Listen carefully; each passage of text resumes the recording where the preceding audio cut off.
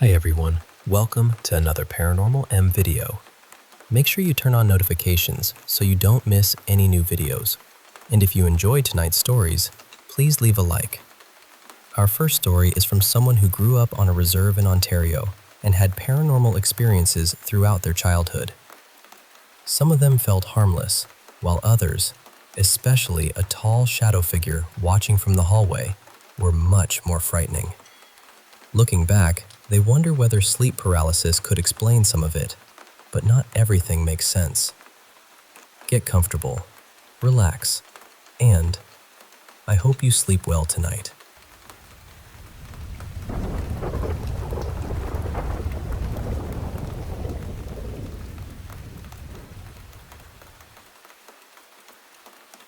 I've been carrying this story around for a long time, mostly because I don't get many chances to talk about it.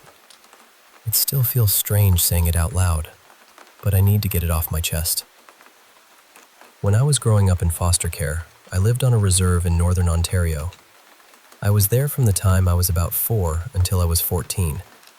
The household was very traditional, and there were a lot of teachings, stories, and belongings that had been passed down through the family. Paranormal experiences were almost normal to me back then. My family had a name for certain spirits. They called them the little people. There was also another presence that seemed especially interested in my foster father and me. We called it the Shadow Man. I know that's a common name, but it was the only description that really fit. It never spoke or approached us. It would just stand somewhere nearby, watching. There were also 2 spirits that seemed to play harmless tricks on me. Sometimes I would wake up and find my blanket underneath the bed, inside the closet, or lying in a heap across the floor. They never made me feel threatened. As strange as it sounds, I usually felt safe around them. One summer afternoon, when I was around 12, my foster parents had gone out and I was home with my younger brother. I was walking down the hallway while playing a game on my handheld console. As I passed my bedroom, I glanced inside. There was a girl kneeling on my bed. She had very long black hair and wore an old-fashioned white dress with little fringes around the sleeves and hem. Her back was facing me, and she was slowly pushing one of my toy trucks across the blankets. The strangest part is that I didn't react immediately. I was distracted by the game, and for a second, my mind treated the sight as completely ordinary. Then I walked into my brother's room and saw him sitting alone on his bed, playing his own game. That was when it hit me. I looked at him and shouted, "There's somebody in my room!" We ran back, but the girl was gone. Nobody was under the bed, inside the closet, or anywhere else in the room. My brother and I climbed onto his bed and sat close together, staring into the hallway. We kept watching the walls, waiting to see a shadow move past the doorway. Nothing else happened that day. When my foster parents came home, I told them what I had seen. My foster mother didn't seem overly concerned, but my foster father took it seriously. He went outside and left tobacco and berries as an offering for the girl. The Shadow Man was different. Even talking about him now makes me uneasy. I only saw him clearly once. I was somewhere between 11 and 13 at the time. He was impossibly tall, almost as tall as the ceiling. His arms and legs were long and thin, and I could make out the shape of his fingers. His entire body was dark. There were no eyes, no mouth, and no features on his face. One night, I had a nightmare that something was chasing me. I woke up suddenly and looked toward the hallway. Just beyond the edge of my bedroom door, the Shadow Man was standing there. He was completely still, facing me. It felt as though we stared at each other for 10 seconds, but it was probably only 1. I screamed for help, pulled the blanket over my head, and curled up underneath it. A moment later, my foster father rushed into the room and reached for me. I jumped because I was so frightened, but he held me and told me I was safe. After I explained what I had seen, he smudged the entire house. When I eventually moved away to the city, the experiences mostly stopped. As I got older, I started wondering whether the shadow man might have been sleep paralysis, especially because I had just woken up from a nightmare. But that explanation doesn't account for everything. A year or so ago, I suddenly remembered something I had nearly forgotten. There had been 3 or 4 old graves near an abandoned house, not very far from where we lived. I never asked my foster parents who was buried there or what had happened to the house. I'm not particularly spiritual or religious anymore, so I struggle to explain these memories. Maybe some of them have ordinary explanations. Maybe my mind filled in details because I was young. But I still don't know how to explain the girl kneeling on my bed, quietly playing with my toy. I have many more stories from that time. I just wanted to finally share this one and find out whether anyone else has experienced something similar.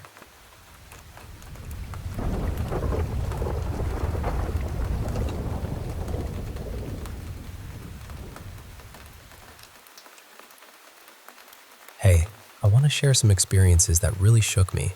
Things that at first I might have tried to explain away, but over time, they convinced me there's more to this world than we usually see. So, let's start from the beginning. Back in the fall of 2011, I had my first paranormal experience at a place called Four Ball Cemetery, about 20 miles out from Omaha, Nebraska. I'd never been there, but my buddy, let's call him Jake, had told me plenty of stories about it. We were sitting in an IHOP around midnight, maybe closer to 1 a.m., just hanging out, and Jake brought up the cemetery again. Tales of scratches, bruises, people being shoved, even a girl we both knew who reportedly had her eyes turned pitch black. He said some folks heard a voice, telling them to get out. I was always curious about the paranormal, but kept a healthy skepticism. Didn't fully believe Jake, but I was intrigued. So Jake asks if I want to check it out. I agree, we finish our meal and head out. Now the drive there was something out of a horror movie. The road winds deep into nowhere, dark and deserted. To get there, you have to turn your headlights off when you hit the turnoff. The caretaker wasn't fond of visitors, and apparently he had a shotgun and a fierce dog roaming the property. No trespassing signs were everywhere, glaring in the moonlight. It's a one-way in, one-way out kind of place. We come to a fork and take the left into a patch of woods. The trees arch overhead, forming a tunnel of shadows. It's eerie, the kind of place that makes your stomach twist. Then, suddenly, you break out of the tree tunnel and the cemetery appears. A gravel loop, silent and still. The gate was hanging open that night, but sometimes it's chained shut. Jake parks and I freeze. I really don't want to get out of the car. We trade some banter. I tell him I'm scared. He gets fed up and jokes, "I've got a gun, I'll shoot the ghost." He insists I get out, so I do, gripping his hand tightly, refusing to let go. We step into the darkness. It's not pitch black, but the silhouettes of trees and weathered headstones loom around us. Every sound seems amplified. The crunch of gravel underfoot, the rustle of leaves in the cold wind. The air feels heavy. I'm tense, heart pounding. Jake knows his way, so I follow, my fingers entwined in his. Suddenly, the darkness deepens. Not just night falling, but a thick, oppressive blackness, like the world around us is being swallowed. I stop. I can't see anything. Not a shape, not a shadow. I wave my hand in front of my face, but it's like staring into an endless void. I wonder if my eyes are just adjusting, but nothing changes. Then, gradually, the shapes return. Trees and stones silhouetted against the night. Then, out in the woods opposite the house on the property, I see something. 2 glowing orbs, one warm orange, the other a cool blue. They drift silently among the trees, weaving and gliding like spirits dancing through the branches.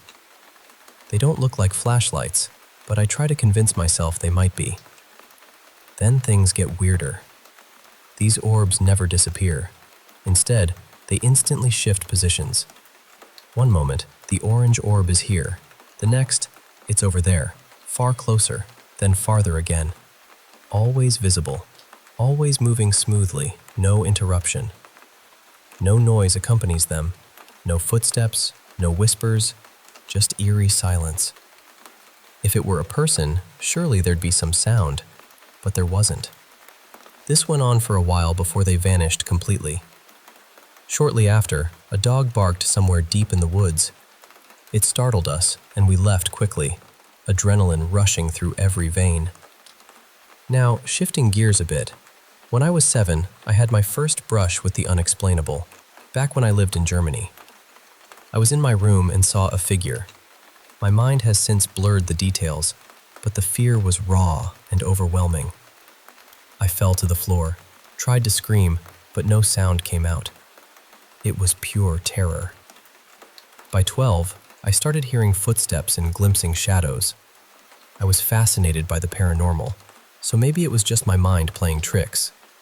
But then, at 13, things worsened. I had a puppy, and one night he stared into the darkness, filled with the same fear I'd felt. It upset me. I hated seeing him scared. After those nights, he'd jump at the slightest movement, especially black shapes or objects. Sleeping became a struggle. 8th grade was rough. I became a perfect target for something dark. I felt it everywhere, taps on my skin. My name whispered in the dark. I tried to ignore it, knowing fear only fed it. Home alone all day, with my mom working late, I'd see shadow figures watching me sleep. I'd turn on the hallway light and close my bedroom door, but shadows still crept. Small feet at the door's bottom, a large figure looming at the top. The closet scared me most. I'd open the bathroom door to block it, but the figure would peer over the door, watching me. I'd roll over and try to convince myself I wasn't scared, but it fed on my depression, not my fear. At 14, after moving again, military brat life, I could tell the spirits followed me. The taps, the voices persisted. My depression was at its worst. No friends, just shadows drifting the halls. One night, alone, my dog too scared to be in my room, I felt a pull on my leg. Frozen, I screamed at whatever it was to leave me, leave my dog alone. Sometimes it'd ease up, only to worsen again. I drew protection symbols on myself. Just before turning 16, I sought help in a psych ward. With treatment, I got happier, and the entity's grip loosened. Approaching 17, I'm safe. The taps and voices are gone. I believe my happiness gave the spirit no reason to stay. All right, now for something that shook my beliefs even more. My grandma's attic. Her house has an attic spanning the whole top floor, stuffed with old stuff. Tools, firewood, childhood toys. There's a little chair and table I like to bring out to the balcony to smoke. Sometimes I'm too lazy and just smoke inside, looking at the clutter. One day, I stepped onto the first stair and felt immediate fight or flight. No reason, middle of the day, been up there 1,000 times. Chills ran down my spine, heart pounding. I paused at the top, scanning the attic, waiting for courage. As I moved toward the table, a thought flickered. What if a demon's watching me? I laughed it off, daring it to show itself. Right then, I heard a loud shuffle, like a foot dragging. I froze, eyes fixed on the spot, expecting a rat or something.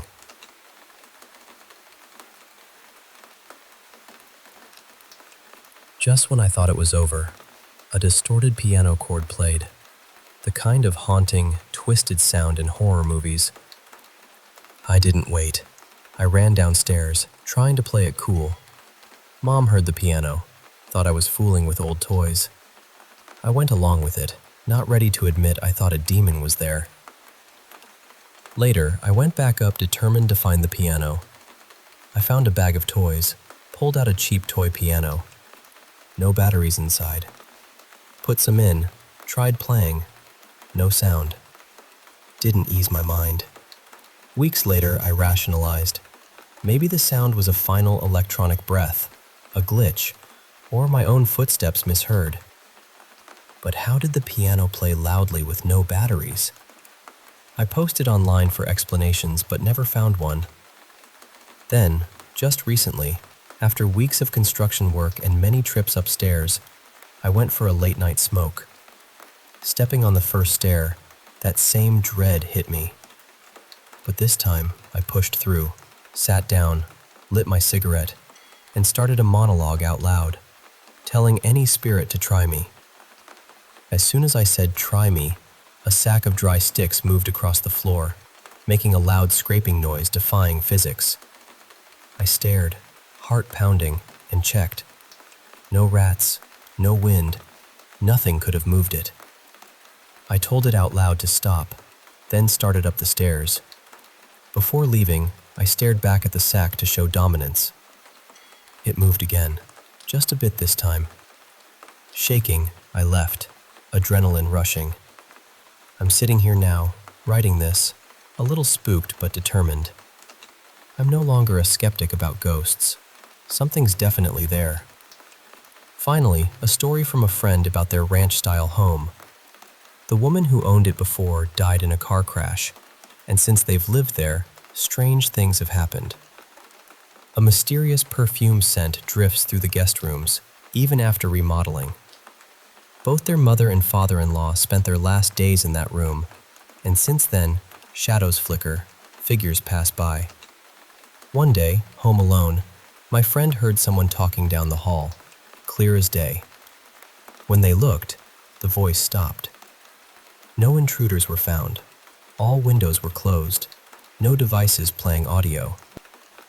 It was as if the house itself spoke. I don't know about you, but these stories make me think that the veil between worlds is thinner than we believe. There's fear, yes, but also wonder. And sometimes, all you can do is hold on tight, face the darkness, and keep moving forward.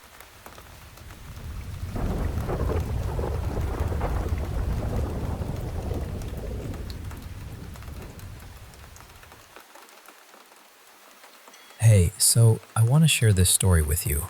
Something that happened to me about 8 years ago when we moved into a new house. Now, I know a lot of people talk about that uneasy feeling you get when you have to walk through a part of a building that just never feels right. Like every eye is on you, even if you're all alone, no matter the time of day. It's that kind of creeping sensation that never really goes away, no matter how many times you pass through. I've felt that before, but honestly, not once in this new house. It felt normal, even welcoming. But there was this one small moment during the move that just stuck with me, and it left me with more questions than answers. It was around the third day of us moving from a town a couple of hours away to this new place. There were just 4 of us in the family, but my aunt and uncle were over helping out. I was only 9 years old at the time, so really, I just wanted to play and not worry about all the heavy stuff moving brings. So my aunt and uncle were outside with my mom, busy with something in the front yard. My older brother was near me, just hanging around the doorway, right beside me. It was just a typical moving day. Boxes everywhere, the usual chaos. Then out of nowhere, I glanced down the hallway. And that's when I saw it. Someone peeking their head around the corner of what would be my parents' bedroom. Now, the way they were peeking was oddly familiar. It was the kind of cautious glance you give when you're playing hide and seek. Just enough of your head showing so you can see without being seen. But there's the weird part. When I looked at the face, I couldn't make out any real features. It was like looking at a blurry photo, like someone had smeared it. There was definitely a face there, but no eyes, no nose, no mouth, just a fuzzy outline. And it was right next to the closet in that bedroom. As a kid, I wasn't really thinking about what was possible or not. But even now, all these years later, I can't explain it. The distance down the hallway wasn't that far, maybe 25 feet. And if it had been a real person, I would have been able to tell who it was. I thought at the time it might have been my dad, just joking around. But now, I'm not so sure. I don't even remember if I went to check or not. I think maybe I didn't because I didn't want to spoil the mystery. I only looked back once the face disappeared, and I asked my brother, "Hey, did you see who was doing that?" But he was busy looking somewhere else and didn't really notice. He just said, "What are you talking about?" I told him, "I think Dad was hiding." He laughed, probably thinking I was joking. I insisted, "No, seriously, I just saw him in there, hiding from us." But he didn't really care. I had this strange feeling like maybe Dad was hiding something he didn't want us to know. He did have a handgun, so maybe that had something to do with it. Then, just as I was about to shrug it off, I heard footsteps. My aunt and mom coming back, then my uncle, and finally, my dad. And that's when it hit me. There was no way my dad could have been at the bedroom doorway and then all the way to the back door, visible from where I was standing, in less than a minute. It just didn't add up. That's when I realized the face I saw wasn't any of my family. It was something else. The house itself never gave me any bad vibes, and we had a good life there, but this moment always puzzled me. The only other thing I can think of is the house we moved from. The previous tenant there had actually passed away in my parents' bedroom, although they never told us until after we moved out. I remember my mom once telling me a story from that old house. She was blow-drying her hair after putting me to sleep in the crib, and when she came out, she found me at the foot of the bed, just inches away, still asleep. I was only a few months old then, so I have no memory of it. But my mom was terrified because I hadn't cried or made a sound getting out of the crib. She said it scared her enough that she started watching us more closely. My brother was only about 18 months older than me then, so it wasn't like he moved me. And if the older tenant's spirit was still there, we never felt threatened or anything. Maybe, just maybe, that lady was watching over us, making sure we were okay in the new house. Because if it wasn't my dad, and it wasn't my family, who was it? How could someone be standing by the closet and then be at the back door in less than a minute without being seen? I've thought about it a lot over the years. The one thing that makes me think it was paranormal is the face itself, so featureless and blurry. I should have been able to see something at that distance, with my eyesight being good and all. And as far as I know, there's no weird history associated with that house. So yeah, that's my story. It's one of those moments that sticks with you. One event you can't really explain but never forget. Has anything like that ever happened to you? I'd love to hear if you have a story like this. Something that just doesn't make sense but feels real all the same.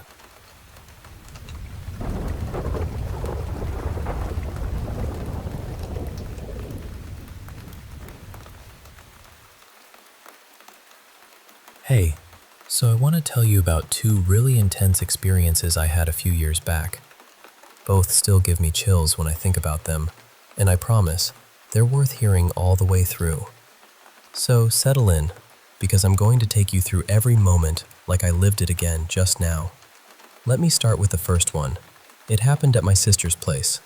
She lived in this huge old house she rented mostly to herself, and it was kind of a labyrinth. 3 stories tall, 5 bedrooms sprawling around, and only 2 bathrooms. At that time, she was the only one living there, so the other rooms were just empty, echoing with silence. Her bedroom was on the ground floor, right next to the kitchen, a little sanctuary in that big house. One night, I was crashing there with her. She had already gone to bed a couple of hours before, and I was wide awake, fighting off this stubborn insomnia. So I found myself in the kitchen, pacing back and forth, talking on the phone with a friend. It was around 3 a.m., the kind of hour when the world feels asleep, but your mind is buzzing. As I was chatting away, suddenly, I got this awful, overwhelming feeling. Like someone or something was watching me. But it wasn't a person. No, this presence felt heavy and cold, something dark lurking just out of sight. It didn't want me there. I tried to brush it off, telling myself it was just my imagination, maybe the quiet playing tricks on me. I kept talking for a few more minutes, but You know that creeping dread that settles in your bones? It grew and grew until I couldn't ignore it anymore. I told my friend I was heading to bed, and I hung up, heart pounding. I slipped into my sister's room, remembering she always told me to lock the door behind me, even if no one else was home.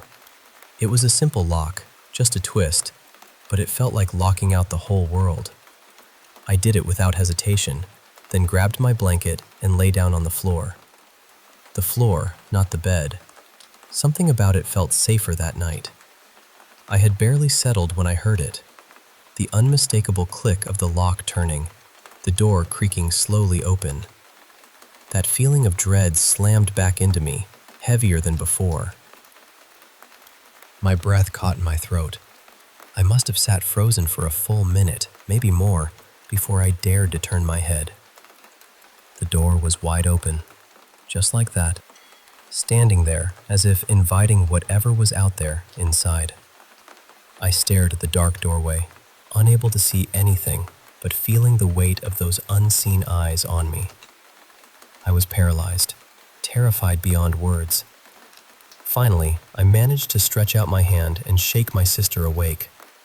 She sat up, groggy but alert, and came over to shut and lock the door again.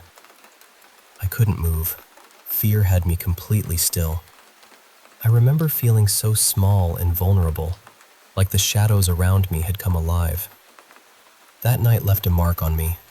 Even now, when I think about that silent watcher, it sends a shiver down my spine.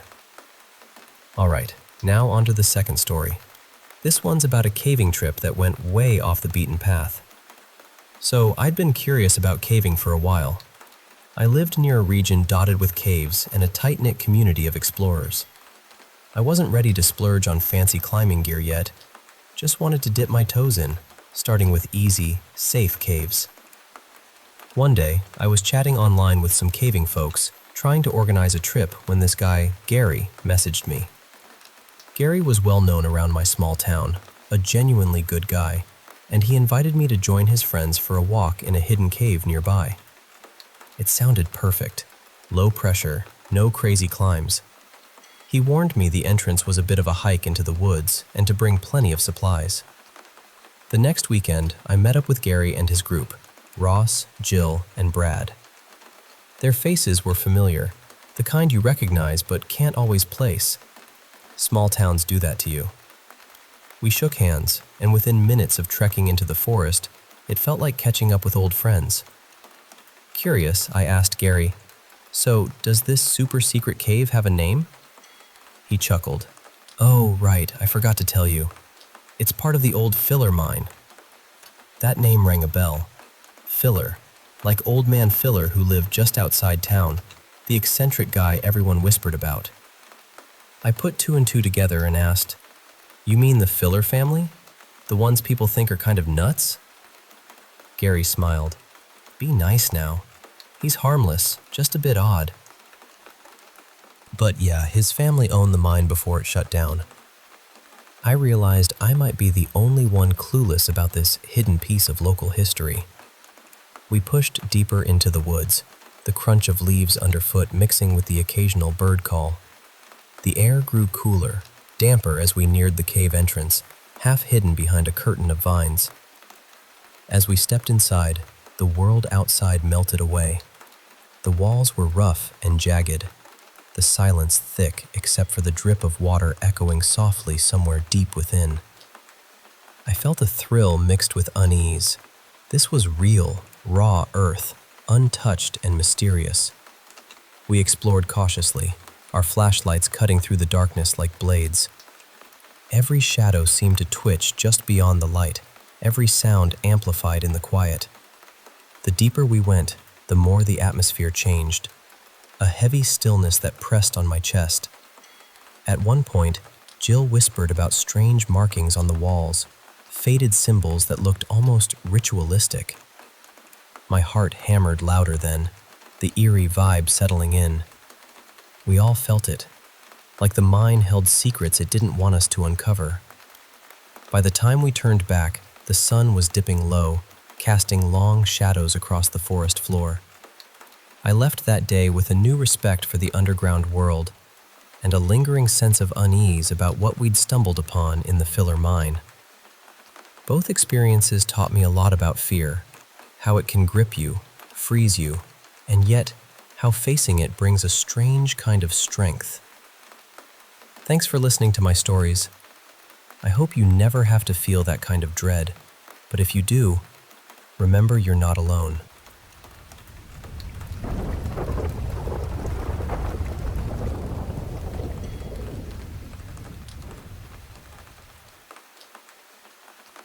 You know, I remember that day so clearly, even now when I try to push it out of my mind.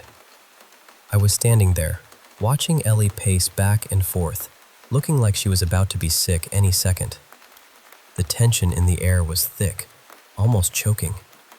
Outside that old tunnel, the forest was so peaceful. Birds chirping softly, leaves rustling in a gentle breeze. It was as if nothing strange had ever happened there.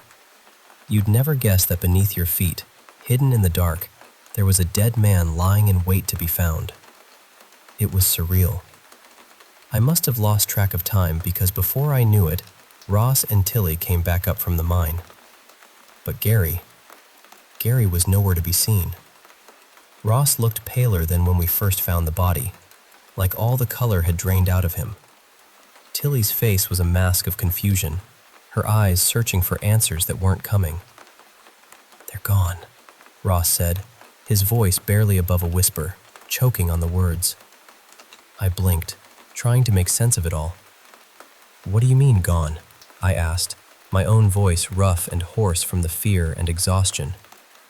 Ross took a shaky breath and explained that when they got to the dead-end part of the mine, they found Gary's pack spilled across the ground. But there was no sign of Gary himself, and no sign of the old man, Mr. Filler. It was impossible. We all knew they couldn't have gone any further inside. The tunnel was blocked, and the only exit was the one Ellie and I had been watching the entire time. The next few hours were a whirlwind of confusion. The sheriff didn't believe us. He thought it was some kind of prank, or maybe even a cover-up. Tilly was convinced something supernatural was at play, but the sheriff just looked at us like we were crazy. He suspected maybe we'd done something to Gary and were trying to hide it with this wild story. He wanted to take us in, but had nothing concrete to hold us on. So, after a lot of back and forth, we were released to go home, but warned not to leave town until the situation was resolved.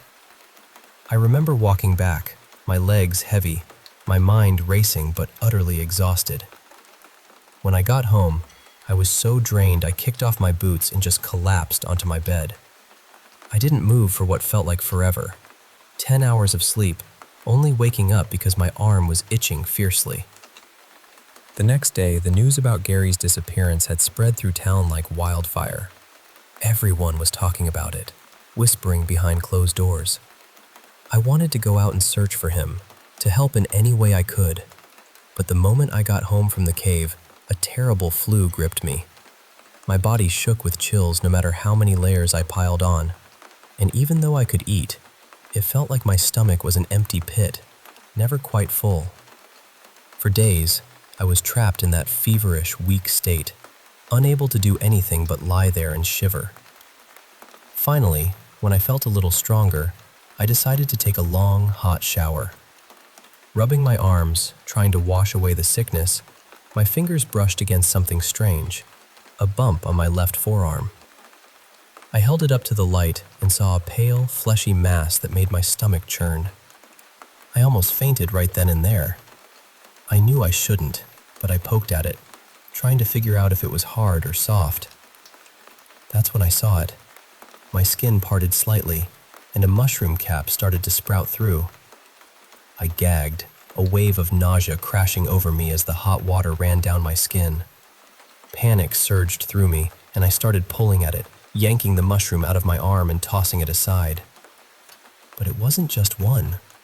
Feverish and delirious, I dug into my skin, pulling out clusters of mushrooms as blood began to pour, mixing with the steaming water. Time lost meaning. I kept going, desperate to get it all out. My vision blurred, a prickling sensation crawling over me, and before I knew it, Darkness swallowed me whole. I lived alone, so there was no one to check on me. When I woke up, I was hot and disoriented. The memory of those mushrooms on my arm made me scream in terror. I tore back to the shower and looked at my arm. No bumps, no mushroom caps. Just a strange scar I didn't recognize. Still weak and trembling, I checked over my entire body several times, my heart pounding. But the fever didn't break. My joints ached, and chills racked me night after night. One night, I woke with the moonlight spilling across my room. I wanted nothing more than to pull the blankets over my head, to shut the world out. But my body moved on its own. Slowly, I found myself drawn to the window, an urge so strong and strange I couldn't resist. And there he was, Gary, standing outside, bathed in silver moonlight. Glittering mushrooms grew from one side of his face, shimmering eerily in the dark. His sandy hair fluttered in the wind, his expression unreadable. One eye was white and blind, the other still held a faint, ghostly blue. He was looking right at me, silently beckoning me to come outside. I felt it deep inside me, this burning, restless heat flowing through my blood. It felt wrong, thicker somehow, like something else was moving through my veins. I stood there, frozen, staring at someone I once called a friend, caught between the desire to follow him into the night and the desperate need to stay safe. We stayed like that for what felt like hours as the moon slowly crossed the sky. The next thing I remember was waking up in my bed, gasping for breath, heart pounding. I looked around, everything normal, just as it had been before. Weakly, I went to the window, expecting to see Gary still standing there. But there was no sign of him, no footprints on the grass, nothing. I wanted so badly to believe it had all been a fever dream, a trick of my guilt for leaving him behind. Maybe my illness was just guilt, and the strange itching was something else entirely. But the dreams haven't stopped. Night after night, I see Gary waiting outside my window. I don't get out of bed, but I know he's there. I can feel his presence in the silence, hear the soft whispers of thousands of voices calling to me, begging me to go outside, to return to the mine. I don't know how long I have before I give in to those voices, to the scratching inside my blood. One day, I fear, I will follow them back into that darkness, back into the filler mine. I regret ever stepping foot inside that cursed place. So if you ever find yourself near an old, forgotten cave, please be careful. Learn everything you can about it. And if you ever come across the filler mine, don't go in. And if you do, if you hear those whispers, if you see shadows moving, please find us. Because once you enter, you may never come back the same.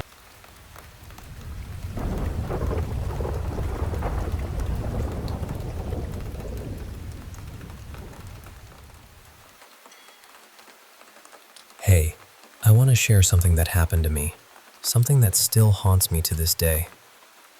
It's about a night when I encountered something unexplainable, and it's been etched in my memory ever since.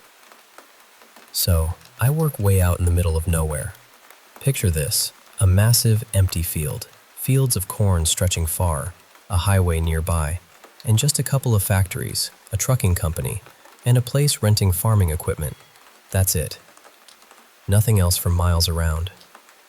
The field is wild and overgrown, and I always wondered why they didn't just turn it into a cornfield. It just seems wasted, you know? My job is at a huge factory, which is why it's out there, tucked away in this lonely spot. To get there, I have to drive down this road that takes about 5 minutes, passing right by that open field. People tend to speed on that road, even though it's riddled with potholes and patches that need fixing. You'd think after years of driving it, I'd know where all the bumps are, but nope, I still hit them sometimes. One night, it was pitch black as I drove down that road. I made the rookie mistake of lifting my coffee cup from the holder to take a sip just as I hit a bump. Coffee spilled all over my lap, warm and sticky. I muttered, "Oh, perfect," as I slowed down to clean myself up. It was just factory work. I didn't care about appearances that night. I stopped the car at the end of the road, where you can only turn left, towards the factories and buildings, or right, which leads straight into that endless, wild field. In front of me were these big concrete blocks meant to keep cars from driving off the road, but there was a narrow gap where a small car could slip through. As I gathered myself, trying to clean up the spill, I tried starting the car again. Nothing. The headlights stayed on, but the engine refused to turn over. Confused, I tried again, pressing the ignition harder, but still no luck. This car had never given me trouble. No warning lights, no strange noises. The radio was still on, crackling with static, which was normal because this place is a dead zone for signals. My phone always lost connection out here too, so I wasn't surprised when my calls and messages wouldn't get through until I was closer to the highway. Then, a burst of static from the radio made me jump. I turned it off and tried the ignition a third time, but still, nothing. Now here's when things took a turn for the terrifying. I looked up, and just beyond my headlights, in the field, a thick mist had settled. It was strange, almost unnatural. And from that mist, a figure began to rise. At first, I thought maybe it was someone walking their dog or some late-night wanderer. But no. This figure was pale, glowing faintly white, with long white hair and dressed in white from head to toe. It stood there, slowly emerging from the fog, motionless. My mind raced, trying to find a logical explanation. Maybe it was a trick of the light. Maybe someone was out there, but I couldn't see them clearly. Then, more shapes began to rise from the mist. More white, ghostly figures, flickering like flames in the dark. My heart pounded. I reached for the car door handle, intending to bolt and run for the factories, to get help, to get away from whatever this was. But the door, it wouldn't open. I tried the handle over and over, lifting it with all my strength, but it was stuck fast. I tried the lock and unlock buttons. Nothing. The windows wouldn't budge either. My breath caught in my throat. The car's electronics were acting crazy, completely unresponsive. The radio suddenly burst back to life with a loud crackle, making me jump again. I knocked over the rest of my coffee, now cold and sticky on the seat, and dove back into the driver's seat, heart racing. Through the static, I could hear music, a song, but the words were lost, muffled, and the language unknown. It was haunting, eerie, and I couldn't understand a thing. And then, I saw one of those white figures close to my car. It was drifting silently through the mist, hair covering its face, moving forward with no feet touching the ground, like it floated just above the earth. More figures appeared behind it, all moving toward me, silent and steady. I was trapped, alone, in my car, with this growing mob of ghostly beings slowly closing in. I grabbed my phone, desperate to take a picture, to capture proof in case I didn't make it out alive. But every photo I took was pitch black. Nothing but empty darkness. Panic surged through me. I decided to break a window and get out.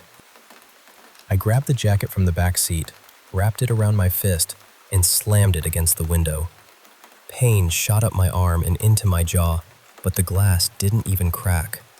I tried again and again, each blow harder than the last, but the window was unyielding, like some invisible force was protecting it.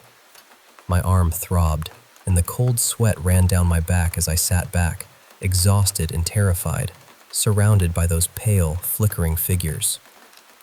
I stopped fighting for a moment to catch my breath. My arm hurt too much to keep going, and even if I got out, where would I run? Those figures were everywhere, standing in the field and slowly advancing down the road toward the factories. Through the fog, I squinted, searching for the lights of the buildings or the highway, but all I saw was the thick mist. Then, the radio static grew louder and louder. I could barely make out words, jumbled and broken, but one phrase kept repeating, chilling me to my core. Join us. Join us. Join us." I looked up just in time to see one of the figures right beside my passenger window. It bent down, its face still hidden by long white hair, and peered inside. My blood ran cold. Then the impossible happened. Its hand pushed through the solid window, the image rippling like water as it forced its way inside. It was slow, deliberate, as if the window was resisting. I barely had time to react before it shoved its arm through, then its head, bracing itself against the inside of the door, trying to get its whole body through. I was frozen in terror, unable to move or scream. Before I could even process what was happening, I realized another figure was at the driver's side window. I hadn't noticed it until it was too late. Icy cold hands grabbed at me, burning through my uniform with a chill that felt like fire. I screamed until my voice gave out. It pulled at me, trying to wrench something from inside my body. I felt a white mist, like a part of my soul, being pulled toward it, freezing my muscles, sapping my strength. I struggled with every ounce of willpower, knowing that if it succeeded, it would be the end. Then, just as I was about to give in, everything snapped forward with a deafening crunching and twisting sound. My car lurched forward, spinning out of control. I blacked out from the impact of something hitting my vehicle from behind. When I came to, my head was spinning, pain radiating through my body. I heard a coworker yelling at me through a shattered window. Blood dripped down my face, and I could barely keep my eyes open. Looking around, the mist was gone. No white figures, no ghostly apparitions. The police and paramedics were there soon after. My coworker told them he was driving at highway speeds down the bumpy road and slammed into my car, trying to save me. They couldn't explain why my car's airbags hadn't deployed, or why I was stopped on the road in the first place. I lied about what happened. I couldn't bring myself to tell anyone the truth. Who would believe me? Now I'm recovering from broken bones and bruises. My coworker feels terrible, but I told him to just drive slower on dark roads from now on. As for those white figures in the field, I don't know what they were or why they stopped me that night. And honestly, I don't want to find out. Once I'm back on my feet, I'm applying for a job in the city where the streets are lit and the night is a little less lonely. Thanks for listening. I don't share this story easily, but maybe someone out there understands. And if you do, please be careful out there.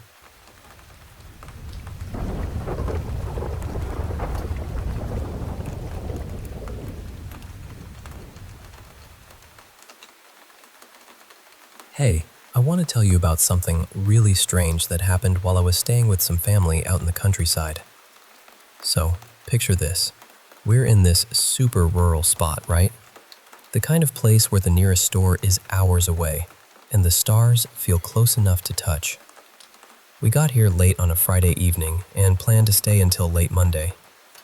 The air is thick with the scent of pine and earth, and at night, the only sounds are the whispers of the wind and the occasional call of a coyote. On the land we have here, about 200 acres or so, my cousin and brother noticed something odd earlier today. They saw a drone following them, just hovering there, almost too close for comfort. Now, that sent a chill down everyone's spine.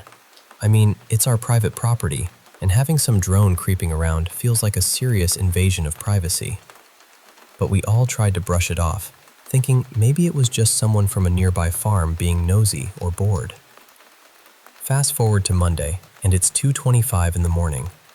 My parents were outside, just relaxing together on this old swing chair by the house, soaking in the night sounds. You know, the kind of peaceful quiet you get when everything else is asleep. Meanwhile, I was inside with my grandparents, tucked in bed alongside my cousin and two siblings. Out of nowhere, my phone rings at 2 a.m. I was honestly baffled. Who calls at this hour?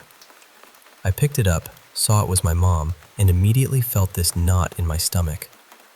I answered quickly, making sure everything was okay outside because, well, this place isn't exactly free of creepy crawlies. Snakes, coyotes, poisonous insects, you name it. And my mom tends to get scared easily. She sounded worried, her voice low and tense. She said, "Me and Dad just saw something flash right over our heads, really low, and we have no idea what it was." Just hearing that made my heart race. I told my cousin, brother, and sister, and we were all on edge now. It's not every day you hear something like that. We rushed outside, through the stillness of the night, the cool air brushing against our skin, and headed toward the trees near the house. My parents were standing there, looking up at the sky with this mix of fear and confusion. The night was dark, but the stars were scattered like diamonds across the black velvet above us. Then, we started seeing them. Multiple drones or something strange darting through the sky. They were flashing, sometimes coming closer, sometimes drifting farther away. At first we saw one, then another, until we counted up to 5. Some vanished suddenly, like ghosts. We thought, maybe stars? But no. Why would my parents' flashlights be catching reflections from stars? And there was this low, whirring sound, almost mechanical. We decided to take the donkey, this little vehicle, kind of like a golf cart but not quite, out into the field closest to where we saw the lights. We shone a spotlight up where the drone was hovering just above the trees. Suddenly, it started moving toward us. Then, something odd caught my eye. A shape speeding toward the drone, fast and sudden, before it stopped abruptly and fell into the woods. It was so quick. My heart was pounding just watching it. We didn't stick around. We drove back home, but my dad, along with my cousin, siblings, and mom, headed back out to search the skies themselves.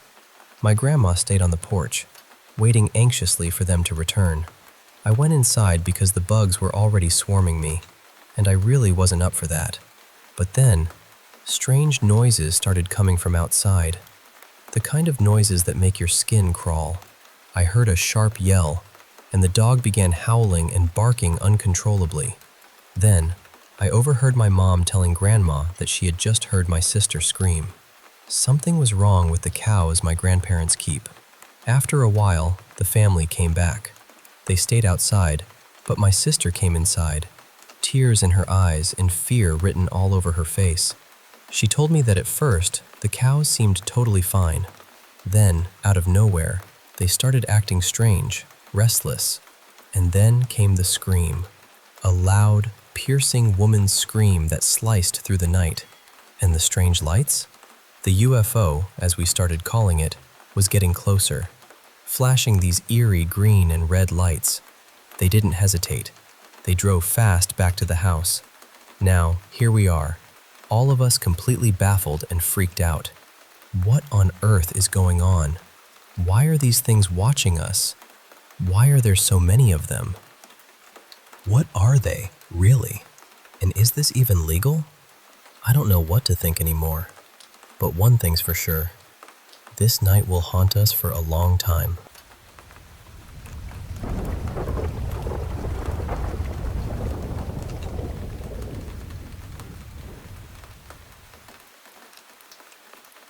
Hey, thanks for sitting down with me to hear this story.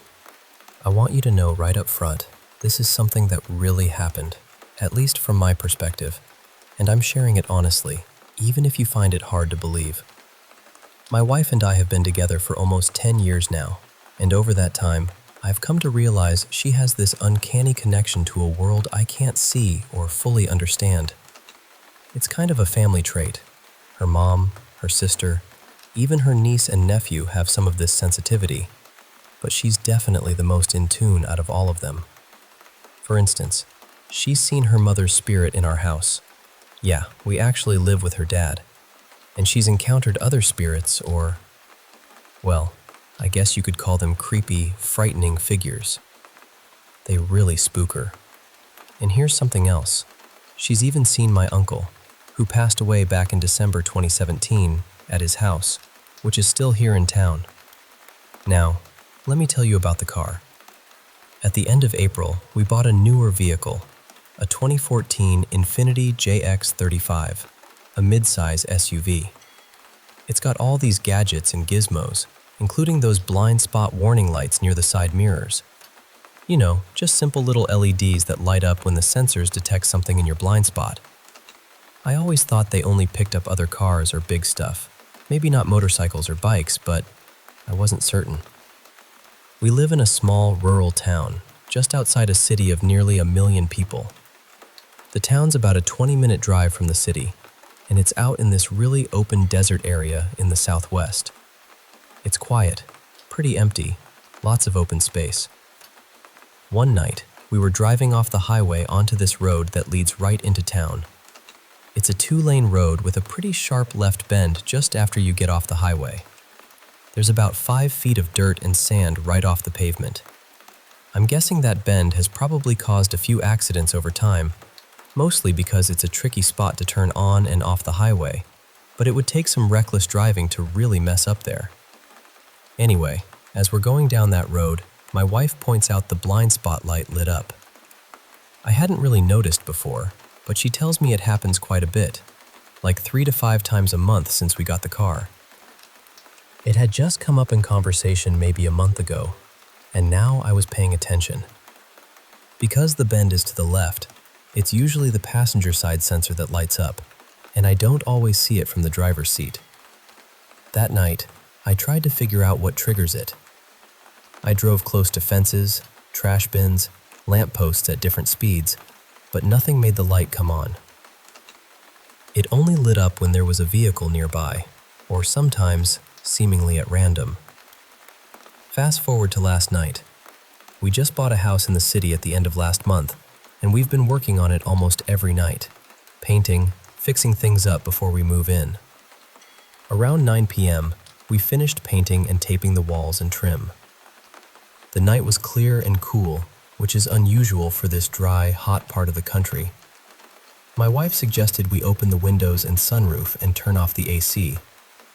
Again, not our usual thing.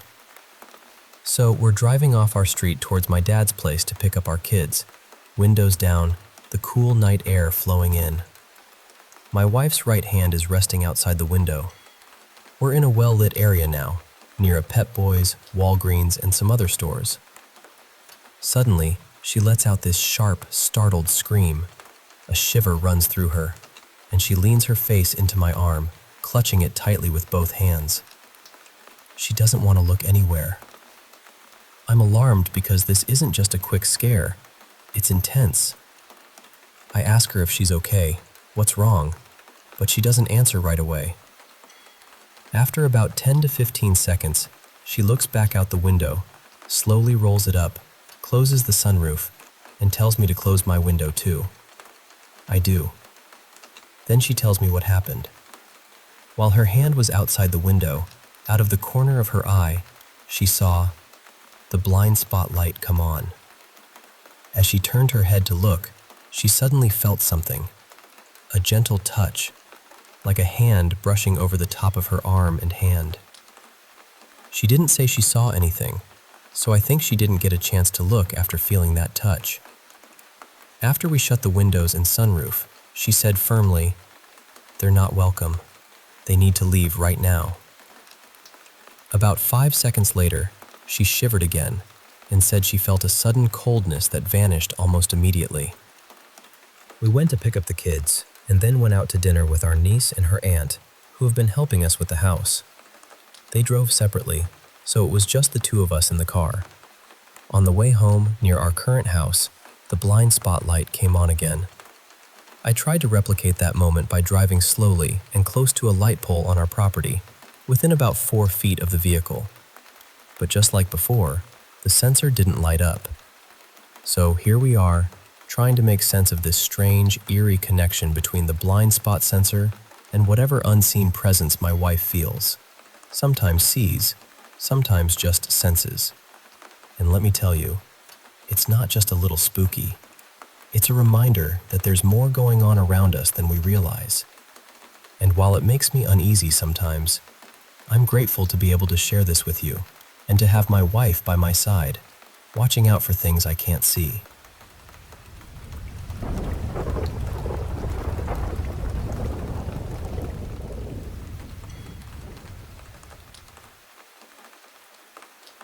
must have been about 7 years old when this happened.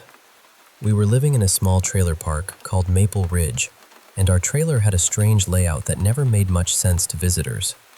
When you opened the front door, you stepped directly into my older brother's bedroom. There was no entryway or living room waiting on the other side. To reach the rest of the trailer, you had to walk through his room, pass through a sliding door, and then enter the living room. The kitchen was just beyond that. From there, a narrow hallway led toward the back, where my mother's bedroom and mine were located. One evening, my mother, my brother, and I were watching a movie together in his room. We were stretched out on the floor and across the bed, and somewhere in the middle of the movie, I drifted off. I have no idea how long I was asleep, but when I opened my eyes, I immediately knew something was wrong. The movie had stopped. The television was black. The trailer was almost completely dark. The only light came from a tiny bulb above the kitchen sink. It gave off this weak, yellow glow that barely reached the living room. Everything beyond that looked thick and shadowy. For a few seconds, I just lay there trying to understand what was happening. Then I called for my mother. Nothing. I called for my brother. Still nothing. That silence frightened me more than any noise could have. I sat up slowly and looked through the doorway. From my brother's room, I could see part of the living room, the edge of the kitchen, and the entrance to the hallway at the back of the trailer. The hallway was completely black, and as I stared at it, I felt something. I didn't hear footsteps. I didn't see a figure. There wasn't even a shadow moving across the wall. I simply felt that someone was standing down there, watching me. It was such a powerful feeling that every part of my body reacted before my mind could make sense of it. I scrambled backward across the bed until my shoulders were pressed against the wall beneath the window. From there, I could keep my eyes on the hallway. I remember sitting there, barely breathing, waiting for something to step out of the darkness. My heart was beating so hard that it felt painful. I thought about running outside, but the front door used a double-sided lock, and I didn't have the key. There was another door near the back of the trailer, but reaching it meant walking toward that hallway. There was no chance I was doing that. After sitting there for what felt like forever, I suddenly jumped from the bed and ran into the kitchen. I pulled open a drawer and grabbed the first thing my hand touched. It was a dull table knife. I knew it wasn't much, but at 7 years old, it felt like protection. I raced back into my brother's room, climbed onto the bed, and pressed myself against the wall again. I held that knife with both hands and stared into the hallway. The feeling didn't disappear. It seemed to grow stronger. Eventually, I couldn't take it anymore. I became convinced that staying inside was more dangerous than anything waiting outside. The window was directly behind me, so I turned around and started hitting it. I kicked at the glass and struck it with anything I could reach until a section finally shattered. I cleared just enough space to squeeze through, although I barely noticed the sharp edges. Then I climbed out and dropped. The ground was probably 10 or 12 feet below the window. I landed hard enough to knock the breath out of me, but fear pushed me straight back onto my feet. I ran. As I crossed the yard, I noticed my mother's car was gone. That made everything worse because it confirmed that no one else was home. An older couple lived 2 trailers down. They had watched me many times before, and I trusted them completely. I ran to their door and pounded on it with both fists. When they looked through the window and saw me, their faces changed immediately. They opened the door, pulled me inside, and sat me down. That was when I finally looked at myself. There was blood all over my arms and legs. I didn't have one serious wound. Instead, I had dozens of small cuts from crawling through the broken window. My clothes were dirty from the fall, and tiny pieces of glass were caught in the fabric. The couple began cleaning me up while trying to contact my mother. When she finally answered, she rushed home. She explained that she and my brother had gone to buy groceries. I had been sleeping so peacefully that she decided not to wake me. To her, they were only going to be gone for a little while. Everyone kept asking me the same questions. Why had I broken the window? Why had I jumped out? What had frightened me so badly? I told them the truth. I told them I had awakened alone in the dark. I told them I felt that someone was inside the trailer. And I told them that whatever it was seemed to be standing near the end of the hallway, close to my bedroom. Even now, I don't know what really happened that night. Maybe I was simply a frightened child who woke up confused and alone. Maybe the darkness and silence allowed my imagination to create something that wasn't there. That explanation would make sense. But part of me still remembers how certain I felt. I wasn't wondering whether someone was watching me. I believed it completely. That fear was real enough to make me grab a knife, break through a window, fall more than 10 feet, and run bleeding through the dark in search of another human being. Years have passed, but I can still picture that hallway. And sometimes, when I remember the way it felt to stare into that darkness, I still wonder whether something was staring back.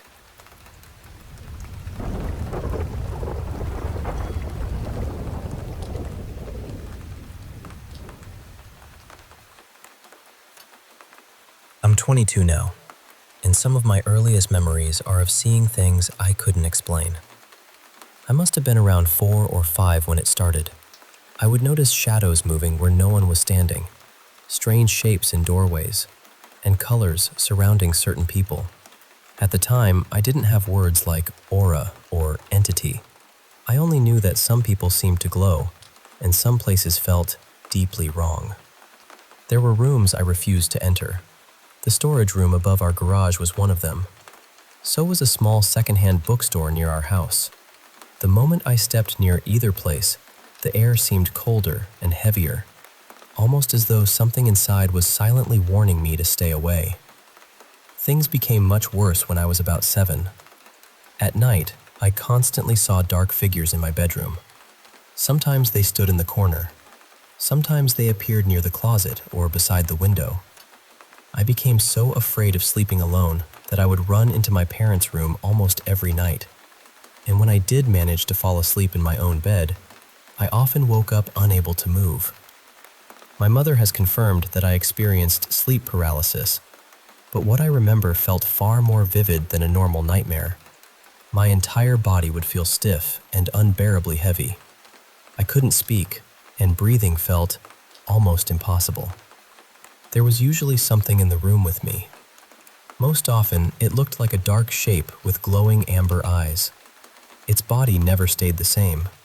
Sometimes it looked almost human. Other times, it was more like a thick mass of shadow. On a few nights, the eyes appeared red instead of yellow. Once, I remember seeing what looked like a long hand reaching toward my bed. The worst moments were when the figure seemed to be standing directly over me.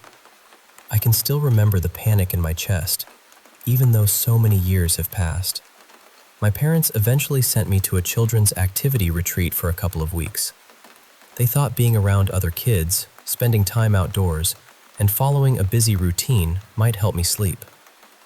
Instead, I was sent home early because I kept screaming in the middle of the night. I remember arriving home from that trip. Then nothing. My next clear memory is standing in front of a birthday cake and blowing out a candle shaped like the number 9. There is almost an entire year missing from my memory. Before that gap, I can recall small details from childhood with surprising clarity. After it, my memories continue normally. But that particular stretch of time is completely blank. What unsettles me even more is that, after my 9th birthday, everything stopped. I no longer saw shadows. I stopped noticing colors around people. The room above the garage felt ordinary. The bookstore no longer made me feel cold or uneasy. It was as though someone had suddenly switched everything off. The only thing that still happens occasionally is the feeling that I'm being watched when I'm alone. I usually dismiss it as anxiety. I've always been cautious around people, and I don't trust easily, so I try not to give that feeling too much importance. Whenever I ask my parents about those years, though, they become uncomfortable. My mother usually says, "Children have night terrors. You probably grew out of them." But she avoids looking at me when she says it, and she quickly changes the subject. My father does something similar. He shrugs, gives a vague answer, and finds a reason to talk about something else. Most of my friends believe I simply had an extremely vivid imagination.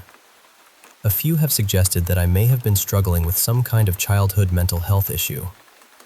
I haven't experienced hallucinations or psychotic symptoms as an adult, but I'm not qualified to rule anything out. The only person who has ever confirmed part of what I remember is my aunt. She once told me that, when I was 6, I frequently said she was shining blue. She also remembers me saying that my grandmother had a dark cloud standing behind her. I don't know what any of it means. Maybe I was a frightened child with an active imagination. Maybe the shadows were ordinary objects distorted by darkness, and the figures were part of sleep paralysis. Maybe the missing year is simply a gap caused by stress. Honestly, I hope there is a normal explanation, but I still wonder why it all stopped so suddenly. I wonder why my parents act as though they know more than they are willing to say. And I wonder why that entire year seems to have disappeared when the rest of my childhood remains so vivid. I've tried to leave it alone, but the questions always find their way back. Every so often, I remember those glowing eyes in the darkness, and I start questioning everything again.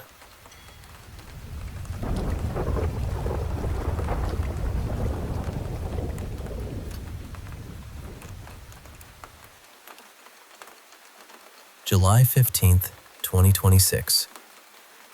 So, I need to tell you what happened in the woods the other night, because I still haven't decided whether it was genuinely strange or whether I let my imagination run too far ahead of me. It was late, and I was walking through the forest near my neighborhood. I take that route fairly often, so nothing about it felt unusual at first. But as I was heading home, I saw a hare sitting right in the middle of the path. It wasn't eating or trying to hide. It was just sitting there, looking directly at me. We stayed like that for a few seconds. Then it calmly hopped onto a narrow trail leading deeper into the trees. I know how this sounds, but there was something about the way it looked back at me that made me feel as though it expected me to follow. So I did. The hare disappeared almost immediately, but I kept walking until I reached a fork in the trail. And there it was again, sitting at the crossroads and waiting. The moment I got close, it hopped away. It didn't seem frightened. It moved slowly, almost deliberately, like it was guiding me somewhere.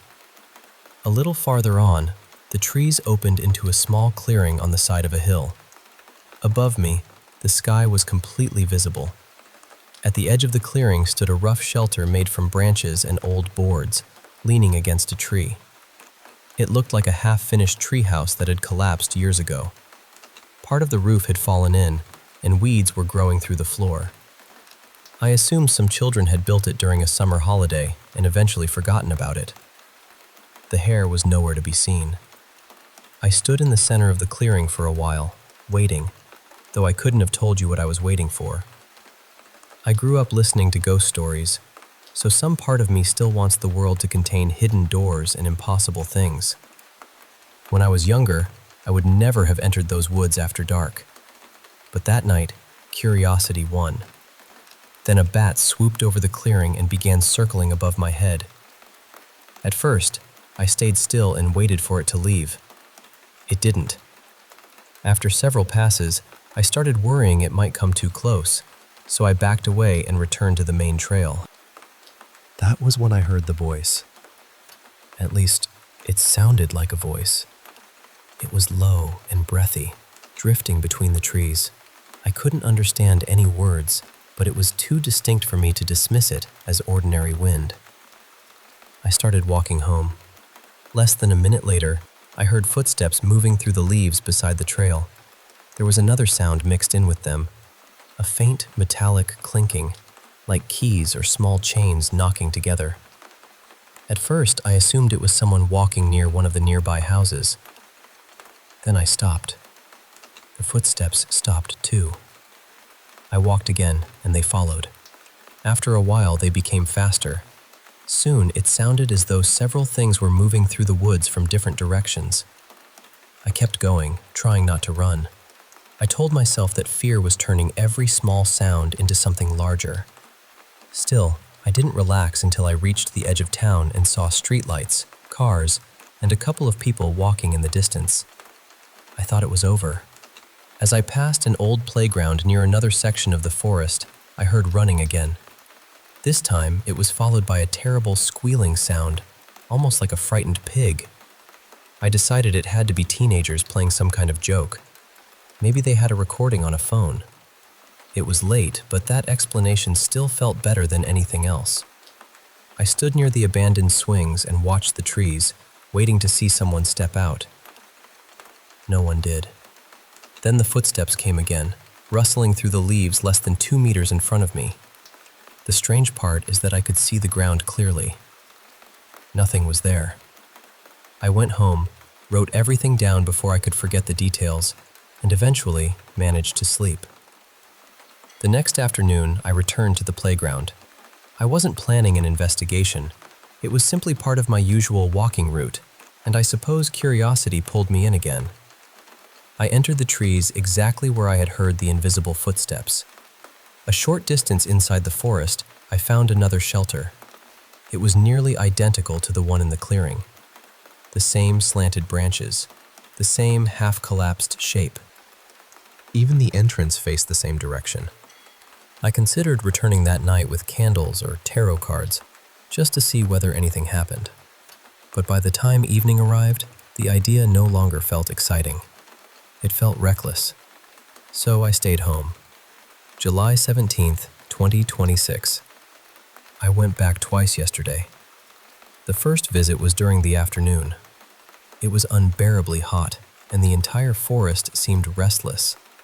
Birds were calling constantly, and clouds of insects moved through the sunlight between the trees. Near the path, I noticed an old tree trunk that had been cut down. Several symbols had been carved deeply into the wood. One resembled a Nordic rune associated with wealth, livestock, or prosperity. The others were unfamiliar. They may have been random cuts, or perhaps someone's personal symbols. What bothered me was that I had seen the trunk before. It had been there for months, maybe longer. But when I found it yesterday, the carvings were hidden beneath 2 large pieces of bark. I moved the bark aside so I could take a photograph. I don't remember covering the symbols again. Later that evening, just before sunset, I returned. The bark had been placed back over the carvings. Maybe another walker had moved it. Maybe I had covered it without thinking. Both explanations are completely reasonable. Still, I removed the bark again. I wanted to see whether it would be covered the next time I visited. There are 2 other things I should mention. A couple of years ago, I was sitting on those same playground swings late at night when I suddenly smelled something metallic, almost like blood. It wasn't strong, but it frightened me enough that I ran home. At the time, I felt ridiculous. Now I find it unsettling that it happened in the same place.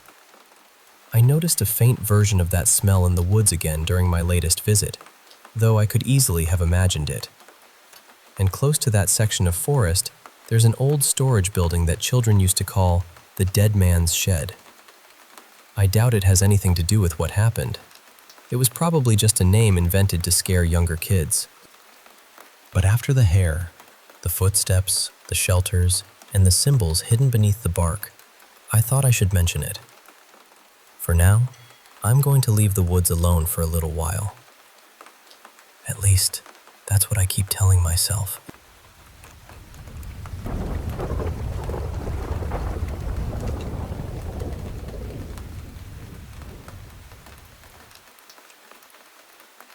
You know, sometimes life throws these little moments at us that are hard to explain. Moments that gently nudge us into the realm of the unexplainable. I want to share one of those moments with you, something that involves my great-grandmother, who we called Nani. But before I get to that, I think it's important to set the stage a bit, to give you the backdrop that makes this story even more meaningful. So my grandmother, now I have to be honest here, she was a tough woman, and not in a good way. She was the kind of person who made life really hard for my mom. When my mom was little, my grandmother would say things like, "Go roll on the floor, your hips are too wide," which doesn't so cruel when you hear it out loud. She would make my mom her personal assistant, and sometimes, bizarrely, force her to tickle her for what felt like hours. Not the playful kind, but the sort of tickling meant to calm her down. It was a strange, heavy kind of control. My mom never really had that warm, loving connection with her mother. It was more like rivalry, and my grandmother seemed to see my mom almost as competition. This emotional and mental pressure had a real impact. My mom struggled with anorexia, eating barely a can of soup a day at one point. Eventually, she rebelled, flipped the script completely, and began eating freely, even gaining weight as a form of reclaiming herself. Now this is where Nani, my great-grandmother, enters the picture. She lived with the family in the same house where my mom grew up, right up until she passed away. My mom and Nani had this special bond, more like a mother and daughter relationship than great-grandmother and granddaughter. My mom confided in Nani, sought her advice, and learned a lot about life from her. She told me stories about tagging along to Nani's work, sitting behind the makeup counter playing with all the test products, the little luxuries for a kid. There was this sweet, secret language between them. My mom's bedroom was just above Nani's room, and to say, "I love you," my mom would stomp her feet on the floor 3 times. Nani would respond by tapping the ceiling 4 times with her broom handle. It was their way of sharing love across the space between their rooms. When Nani died, my mom felt it before she even knew. She was at the hospital, but left early to go home and rest. The moment she stepped into the kitchen, she was hit by this wave of what I can only describe as relaxed sadness, relief mixed with grief. It was like her spirit was already there, telling her goodbye. Then, just a minute later, the phone rang. It was my grandfather telling her that Nani had passed. My mom is married now, and I'm just a little kid, probably around the age when you're just learning to talk. I definitely didn't understand death or have any concept of who Nani was. My mom never spoke about her around me because she thought it was too complicated for a child. One day, my mom took me to the park in our neighborhood. It was a quiet afternoon, just the 2 of us, no other kids or parents around. My absolute favorite thing there was the swings. So she sat me on the swing and started pushing me gently back and forth. The breeze was soft, the leaves rustled quietly in the trees, and the park had that peaceful, almost timeless feel to it. Then, out of the blue, I looked over at the empty swing right next to me.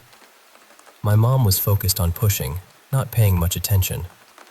But I turned to her and said something that completely shook her, and I quote, "Mommy, Nani is swinging with us." Can you imagine?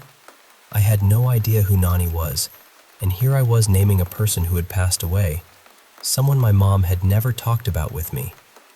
It was astonishing, like a little spark of something beyond this world had touched us both. My mom, stunned, asked, "Who is swinging with us?" And I said again, with such certainty, "Nani." I don't have any memory of this moment myself, but my mom tells this story often. It's one of those precious memories that she holds close to her heart. Proof, she says, that love transcends time, and maybe, just maybe, those we've lost never really leave us. So there it is, my great-grandmother swinging with me, a little kid barely speaking, sharing a moment that was more than just a memory.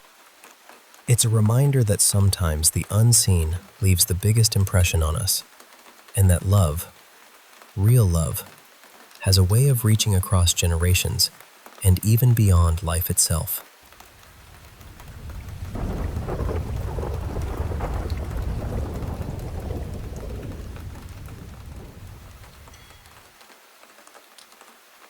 I've experienced sleep paralysis since I was pretty young, but lately it's become much more frequent. I'm 25 now, and I'm sharing this because another episode happened just over an hour ago. It's around 4 in the morning as I'm saying this, and I still feel shaken. I've always talked in my sleep. My boyfriend says that sometimes he can understand what I'm saying, but other times it just sounds like mumbling. The strange thing is, I'm usually trying to speak because I can actually see things during these episodes. In my mind, whatever is happening feels completely real, so I start panicking even though my body is still asleep. Tonight, sometime around 3, I realized I was having another episode. There was something standing in the room. It was extremely tall and almost completely dark, like a shadow, but somehow more solid than that. Its arms were long, and its fingers looked unnaturally thin and pointed. It slowly moved toward the bed, then stopped, directly above me while I was lying there. Normally, when I become frightened during sleep paralysis, my breathing gets loud and heavy. But this time, before the fear fully took over, I felt angry. I recognized it. I remember looking at it and trying to say, "It's you. I haven't seen you in a long time." My body was still frozen, but I could feel myself getting ready to yell at it. I wanted to start praying because I remembered doing that during another episode, and the figure disappeared. Before I could, my boyfriend woke me up. His timing was perfect because I could feel the episode becoming more intense. Afterward, we just lay there in the darkness for a while. I was confused and trying to explain what I had seen. He reached over to check his phone, but it was completely dead, even though it had plenty of battery earlier. It was also a brand new phone that he had only gotten a few days before, and the battery normally lasted all night. For some reason, I suddenly needed to know the time. Part of me was hoping it wasn't around 3 in the morning, because people always talk about that being some kind of paranormal hour. When his phone finally turned back on, the time was 3:18 a.m. That unsettled me even more. I couldn't stop thinking about the episode, so I started searching online for anything related to what I had seen. At one point, I came across something people call the Old Hag, a frightening figure that some people report seeing during sleep paralysis. The second I read those words, my stomach dropped. I had seen her before. During an older episode, I saw the silhouette of an elderly woman with wild, tangled hair leaning over someone beside me. At the time, I thought the person was my boyfriend. She was holding a large knife, and then, without warning, she began stabbing him incredibly fast. Then she suddenly stopped. Her head snapped around toward me so quickly that it didn't look human. She started moving in my direction, but in the real world, my boyfriend heard me breathing rapidly and woke me up. Before she reached me. Remembering that episode after reading about the old hag frightened me more than I expected. Until tonight, I had never connected the things I was seeing with stories other people had shared. I honestly don't know what to think. I know sleep paralysis can cause vivid hallucinations, and I don't want to convince myself that something supernatural is happening. At the same time, the timing of everything feels strange. The episode happened around 3 in the morning, the phone suddenly died, and I woke up with a terrible migraine. There have also been other things happening lately that feel unusual. Over the past month, my boyfriend hasn't been sleeping well at all. He wakes up drenched in sweat, even though that never used to happen. We've both been waking up between 3 and 4 in the morning more often, and we recently went through a period where we were arguing and having relationship problems without really understanding why. Maybe I'm just connecting unrelated things because I'm frightened and exhausted. That's completely possible. I just needed to tell someone because I don't want to feel like I'm losing my mind. I'm hoping someone listening might have experienced something similar or might understand what could be happening. I genuinely appreciate any thoughts or questions. thank you for hearing me out.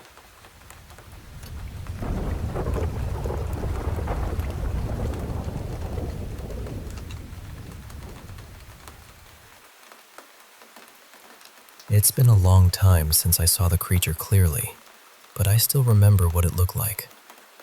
It was dark and strangely wispy, almost like it was made of feathers or smoke, except it was completely solid. I couldn't see through it at all. Near the center of its body, I thought I saw something glowing red, almost like a heart or some kind of exposed organ. When I tried searching for anything similar, I found only a few stories. Some people called creatures like this soul stealers, although I never found enough information to feel certain about what I had seen. Everything seemed to begin while my fiancé, Evan, and I were staying at his grandfather's house. There was a heaviness in that place. It felt like a dark cloud was constantly hanging over us, especially in the bedroom. We became more irritable and aggressive with each other, even though that wasn't normally how we behaved. Sometimes it felt as though something in the house was deliberately feeding on our anger. I also began experiencing sudden pressure in my chest. Without warning, I would feel overwhelmed by fear and panic. We eventually started looking for someone who might be able to help, because it felt as though bad luck and negativity had attached themselves to us. The strangest part was that I didn't see the figure in a solid form until after we moved away. We had been in our new apartment for a few weeks. One afternoon, I was lying in bed after taking a nap, with Evan resting beside me. I opened my eyes and, suddenly, the black figure filled my entire vision. It felt incredibly close. The air left my lungs. My chest tightened so badly that I could barely breathe, and a wave of terror rushed through me. I immediately began crying and panicking. Then, just as suddenly as it had appeared, it vanished. It wasn't the first time I had felt that pressure in my chest or been thrown into an unexplained panic. It was simply the first time I saw what appeared to be causing it. Around that same period, Evan and I experienced so much bad luck that it became difficult to dismiss everything as coincidence. Drivers seemed to target us constantly. People would merge into our lane without warning, run red lights in front of us, or become furious with us for no clear reason. More than once, our car's automatic braking system stopped us from being hit. During one trip, we had already paid for a place to stay, but when we arrived, the owner insisted that our reservation didn't exist. 2 days later, they finally admitted that it did, and the room they gave us looked as though someone had already been using it. On another journey, we hit what felt like a hidden wall of packed snow on a bridge. Our car began sliding, and we nearly lost control. A snowplow was only a short distance behind us. Evan somehow managed to straighten the car before we crossed into another lane. Had the bridge been narrower, I honestly don't know whether we would have survived. While we were staying in a small cabin, some neighbors broke inside while we were shopping. They turned on the radio, used the bathroom, and left without taking anything valuable. The whole thing felt unsettling and strangely intentional. There were lightning strikes close enough to shake the ground. During my pregnancy, I became severely ill several times and had to receive treatment to stop early labor. My car was eventually towed with the title and nearly all my belongings still inside. I wasn't allowed to retrieve them. Later, one of our tires blew out on the interstate. When we couldn't remove it to install the spare, I went to close the trunk, and the rear windshield suddenly shattered. There were so many incidents that I can't remember them all anymore. Still, not every terrible event ended badly. One night, I was taken to the emergency room and stayed there for 2 days. While I was gone, the property manager visited the apartment where I had seen the figure. He told Evan that we had 7 days to leave, even though the reasons he gave didn't seem legal. The day I returned from the hospital, the apartment began falling apart. Heavy rain came through the ceiling, even though it had never leaked before. Part of the ceiling started sagging and crumbling. The the water heater began throwing sparks, and the refrigerator stopped keeping our food cold. We didn't notice at first, until milk that should have lasted much longer spoiled within 2 days. What first felt like an unfair order to leave eventually felt more like a warning. Not "you're being forced out." More like, "get out while you still can." We live somewhere safer now. There's a large green backyard, and we're slowly turning it into a peaceful place for our family. The atmosphere here feels lighter. I don't feel that same diseased, suffocating energy that followed us through those other homes. But part of me still wonders whether it is completely gone. I also wonder whether anyone else has experienced something similar. Not just a few unlucky days, but an impossible series of frightening events that felt connected. And has anyone else ever seen a black figure with something glowing red inside it? Or felt an invisible presence tighten around their chest before appearing?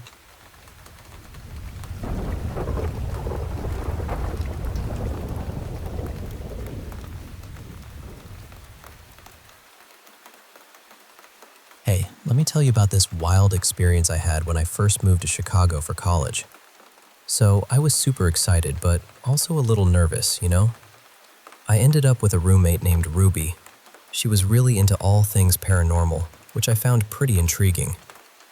We clicked right away over that shared interest, even though I'm more of a skeptic and she was all in. Those first few days in our dorm were a blur of meeting neighbors and settling in.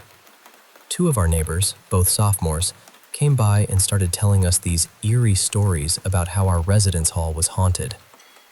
They pulled out their phones and showed us a Snapchat photo that supposedly captured the ghost. It looked like a shadow, just a bit darker than the others lurking in the dim hallway light. I wish I had the photo to show you, but no luck there. Ruby, of course, believed it immediately, eyes wide with fascination. Me? I shrugged it off, thinking it was probably just a trick of the light or some camera glitch. Now, here's where things get a little ridiculous, but also kind of funny in hindsight. We decided to buy a Ouija board. Because why not? We popped into Target first, and I asked this older lady working there if they had one. Instead of just pointing us to the aisle, she launched into this long, serious spiel about why we absolutely shouldn't be messing with a Ouija board. It was like we were starring in some horror movie titled "Two Dumb White Girls Getting Murdered by Ghosts." The whole scene was surreal. We also grabbed a Virgin Mary candle while we were there because, a little divine protection can't hurt, right? Some Christian backup if the ghost stuff got too real. So, back at the dorm, we set up the Ouija board and spent about 5 minutes trying to communicate. We ended up talking to a ghost who claimed his name was Svep, but honestly, he seemed pretty drunk and didn't give us any useful info. After that, we said our goodbyes and gave the board to a friend. Only 1 session, and we were done. But then, the creepy stuff started happening. Ruby began feeling these intense bad vibes in the room. At first, I told myself it was just her imagination running wild after the Ouija session, but she was genuinely shaken up. So, being the supportive roommate, I made a little trip to this huge Catholic church nearby. It was a big change for me. I'd only ever been to tiny countryside churches, and this one was decked out with so much gold, it felt like stepping into a palace. I picked up a Bible and even asked one of the priests to bless it for us. He was really kind about it, which was nice. Then about a day later, something downright strange happened. Our Virgin Mary candle got knocked right off the table. The glass shattered, but weirdly, the shards only fell around her face. It was like the candle broke apart in a very specific way. Super odd, but I tried to brush it off. Accidents happen, right? Ruby started checking out other rooms, convinced there was something going on beyond our walls. She even told me I should come with her to explore. But I kept telling her to calm down, insisting that nothing was really happening. There were other little things, but honestly, the details are fuzzy now. What I remember clearly, though, is the moment that truly freaked me out. One day, Upper was upstairs in the common area, and I was alone in the bathroom taking a shower.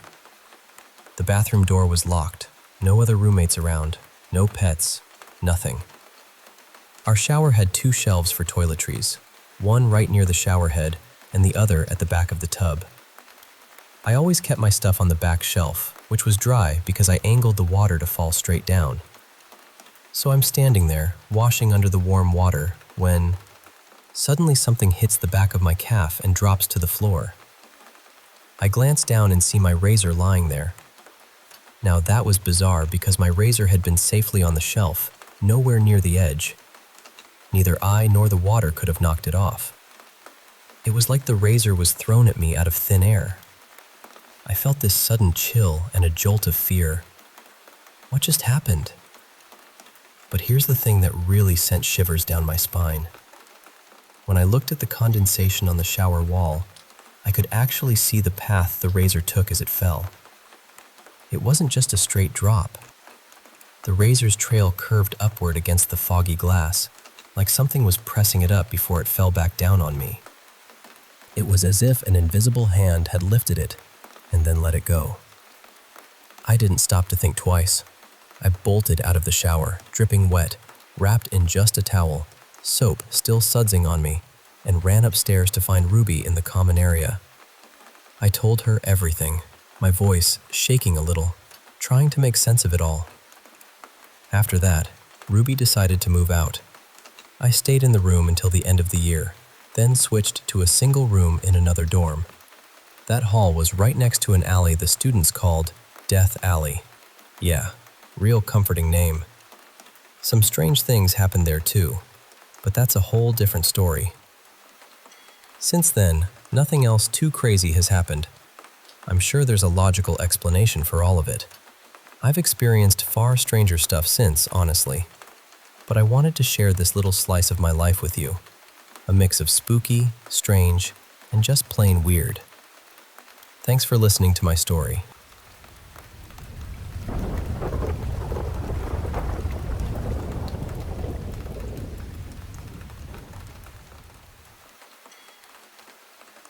I'll never forget the day I saw what people call a shadow person.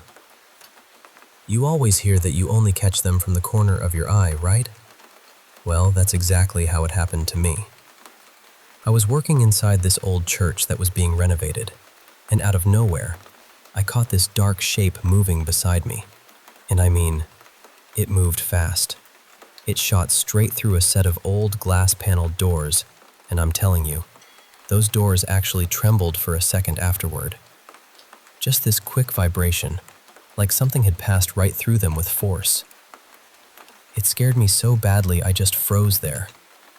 The worst part was, I still had to spend the rest of the day working in that room alone. The church itself was ancient.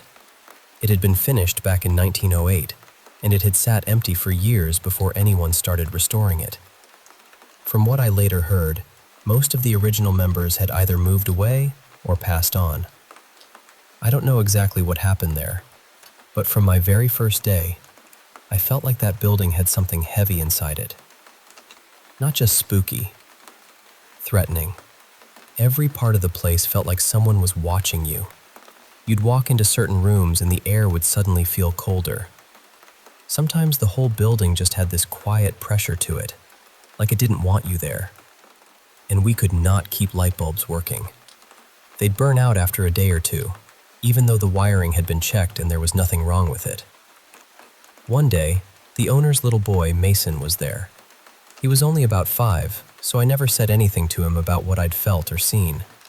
But out of nowhere, he looked at me and said, "I always feel like somebody's looking at me in here." That sent a chill right up my back. Later on, the pastor told me that after they bought the building, they had actually brought in paranormal investigators to look around. He said they didn't find anything, but I worked in that church for over a year as a painter, and I know what I felt. I noticed it seemed to wake up during certain times of the year, then go quiet again for a while. There is no doubt in my mind that place was genuine. I used to be more skeptical about things like that.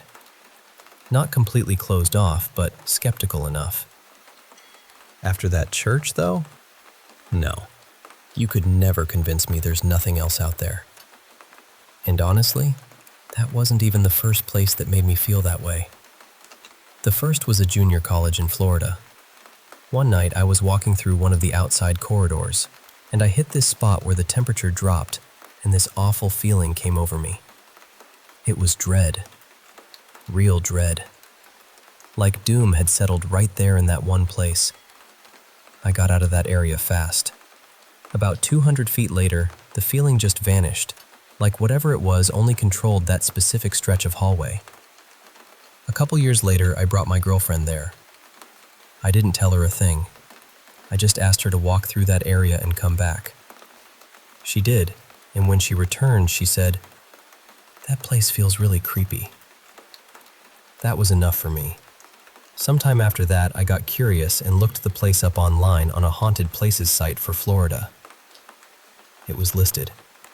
The school was Tallahassee Junior College. And years later, I found out a girl had taken her own life near the dental lab. That was exactly where I had felt threatened.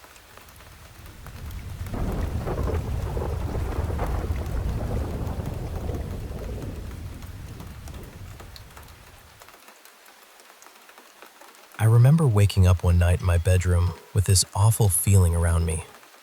And I mean awful, in a way I had never really believed in before. I'd never thought of evil as something that could have a presence, or a shape, or any kind of spiritual weight to it. But that night, it felt real. At first, I thought maybe that feeling was what had woken me up. Then I opened my eyes, and right away, I saw this small gray mist hovering over me. I was lying on my back, tucked under the duvet, and the fog was just above the left side of my chest. It wasn't huge. It was contained, almost like it had edges. And my little Yorkie, Maisie, was on the bed with me, pacing back and forth around it. She was walking over me when she had to, just to get around it, but she never crossed into it.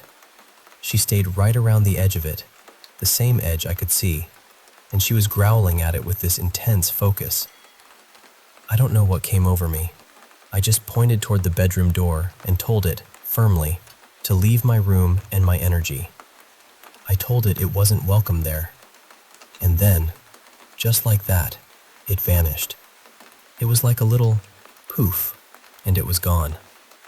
I stayed awake for quite a while after that, believe me. I was relieved, but also completely rattled. I still don't really know why that was my first reaction. It felt instinctive, like some part of me knew what to do before the rest of me could think about it. Though, honestly, maybe I had watched too many Harry Potter movies around that time, and something dramatic had lodged itself in my brain. I don't know. That was the only time I ever saw and felt a fog like that. A fog that was definitely not weather. There was another experience, though, years ago, that reminded me of it. I didn't see anything that time, but I felt something very similar. It was like a presence was riding just above and slightly behind my shoulder, too close to me, pressing into my space. This second one felt different from the first. The fog in my bedroom felt evil. This one felt malevolent. I know that sounds like a strange distinction, and I'm not even sure I can explain why I separate the two, but the feeling was different. I was in my office building late on a Sunday night. No one else was there. My last client had already left, and I'd finished my notes, cleaned up the room, turned everything off, and locked the office behind me. The building was very old, with long hallways and worn marble stairs. It stood near another old building that people in town always whispered about, the kind of place that had gathered ghost stories the way old wood gathers dust. I was walking down the hallway toward the bathroom at the far end. I had just passed the elevators and the stairwell when suddenly I felt it. It came in close behind the left side of my head and shoulder, pushing into that little space near my neck. The feeling was so strongly malevolent that I immediately prayed for help. I prayed to my dad, who had passed, and to Jesus almost in the same breath. I wasn't a particularly religious person, so that reaction surprised me later. But in the moment, it was automatic. And instantly, the feeling was gone. I kept walking to the bathroom, and I remember standing there and feeling this huge wash of gratitude because I felt completely safe. Like whatever had been near me couldn't come in there. Afterward, I started back down the hallway, and I felt fine. But once I began going down the 5 flights of old marble stairs, which I did every Sunday night, the presence came back. It returned to the exact same place, just above my left shoulder and slightly behind my head. Only this time, it felt more forceful. It felt like it wanted me to hurry, like it was pushing me down the stairs, trying to make me move faster and faster, trying to get me out of that building. So I did speed up, and I said out loud, "I understand. You want me out. I'm leaving. I'm going as fast as I can." Later, people told me it probably wasn't the smartest thing to speak to it, but I didn't know that then. I was just reacting. When I finally got outside, I still felt this strange need to stop at the doors and turn back toward the empty foyer. It looked completely normal.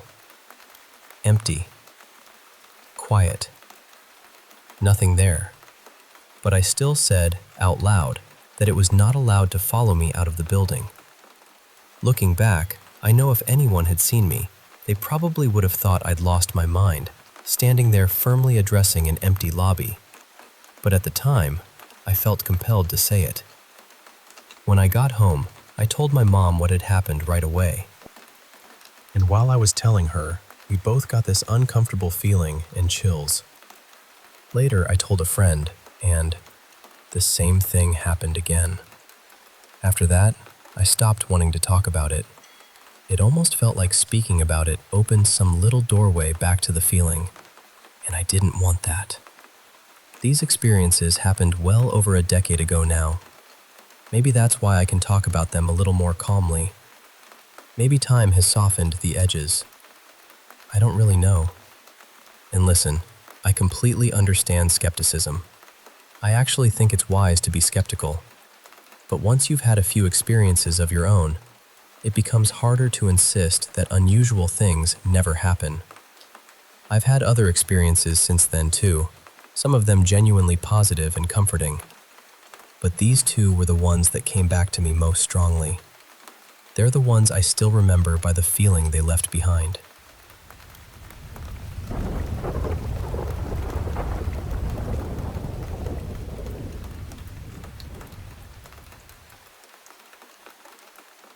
Honestly, it sounds to me like someone might be messing with you a little. I mean, have you ever actually heard of someone changing the air? That reminds me of this prank someone pulled on my cousin when she bought her first car. A friend told her, completely serious-faced, "Make sure you switch out your spring air for winter air before it gets cold." And bless her heart, she actually went to a tire shop and asked them to change the air in her tires. The poor thing was so embarrassed when they explained it wasn't real. We still laugh about it years later. She tried to pull the same joke on other people afterward, but nobody fell for it the way she did. That being said, I do want to ask you something. Has anything major changed recently? Anything emotional, like a loss, a big move, a trauma, or even just a really stressful period? Sometimes after big life changes, people become more sensitive to things around them. And I know this may sound strange, but have you visited a cemetery, an old house, or anywhere with a heavy feeling lately? Did you bring home any antiques, gifts, or objects from someone else? Sometimes people believe things can attach themselves to objects or follow someone home from certain places. What stood out to me most was that feeling you had, like you needed to get to your room quickly. I don't love that. If you don't feel threatened, I'd say don't interact with it. Don't feed it attention. Just stay calm and keep living your life. But if the activity gets stronger, or you start feeling uncomfortable in your own home, please reach out to someone reputable. Maybe a trusted medium, spiritual worker, or someone experienced with clearing a space.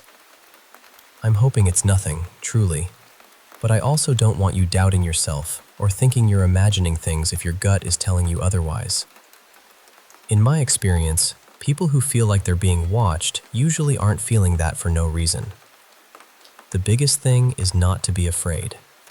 Fear can make the whole atmosphere feel heavier, and if there is something negative around, fear only seems to give it more energy.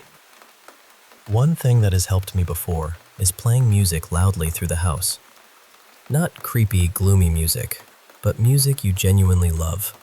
Something that makes the space feel alive again.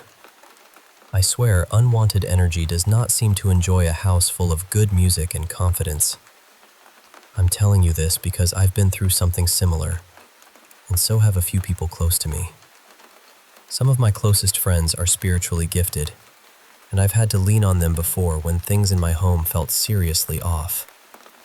The worst time was when whatever was in my house started bothering my cat. That was the line for me.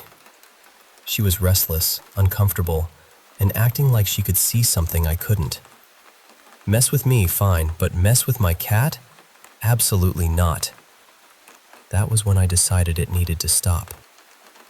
The whole situation actually started after I had let a new friend into my life, right when I was grieving my mother. I was vulnerable, and later I found out there may have been some really unpleasant energy connected to that person. It still sounds wild when I say it out loud, but that experience changed the way I look at these things. Sorry, I know I'm rambling, but honestly, talking about it feels a little therapeutic.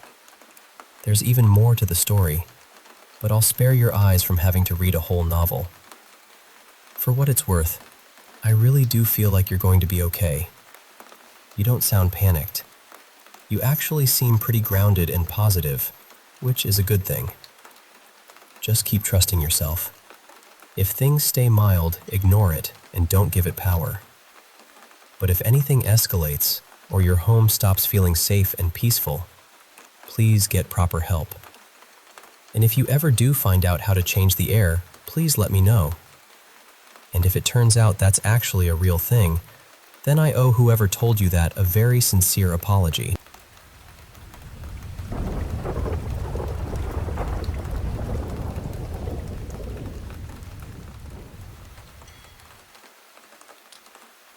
Yes, and honestly, it was awful. The kind of awful that makes you question yourself, then question the house, then question every sound after dark. This all started about 9 years ago, right around the end of the month. In the span of a few months, I had gotten married, found out I was pregnant, and watched my husband deploy.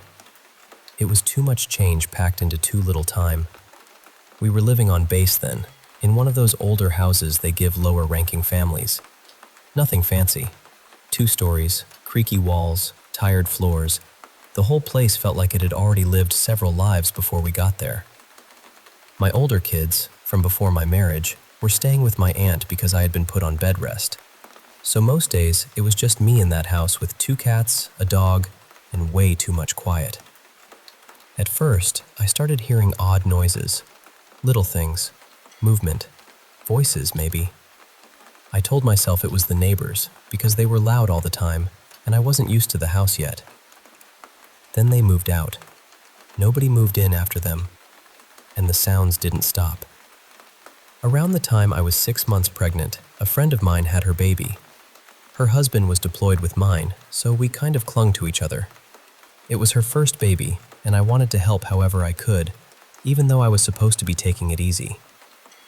One night, she came over, and I was rocking her son so she could just breathe for a minute. We were upstairs, sitting there quietly, when we both heard someone talking downstairs. Clear enough that we both noticed. The windows were open, and we lived in a cul-de-sac, so we tried to explain it away. Maybe it was someone outside. Maybe a neighbor walking a dog. Maybe anything except what it felt like. Later, at 35 weeks pregnant, I got really sick and had to be induced early at 37 weeks to protect the baby. He's okay now, by the way. He's 8. But that timing matters because my husband came home a few weeks after the birth. He had been home less than a week and was still adjusting to the time change. One morning, he was asleep upstairs, and I had the baby with me downstairs while I started breakfast. The layout of that house was strange. You walked in the front door, and the stairs were just slightly to the left. The kitchen was right beside that wall, with one doorway at the bottom of the stairs and another doorway leading into the living room. Past that, there was a little hallway that wrapped around toward the laundry room. I looked up and saw my husband peek his head around the doorway from that hallway. I asked, "Do you need something?" Then I looked back, and he was gone. I didn't think too much of it. I was exhausted. New baby, no sleep, all of that.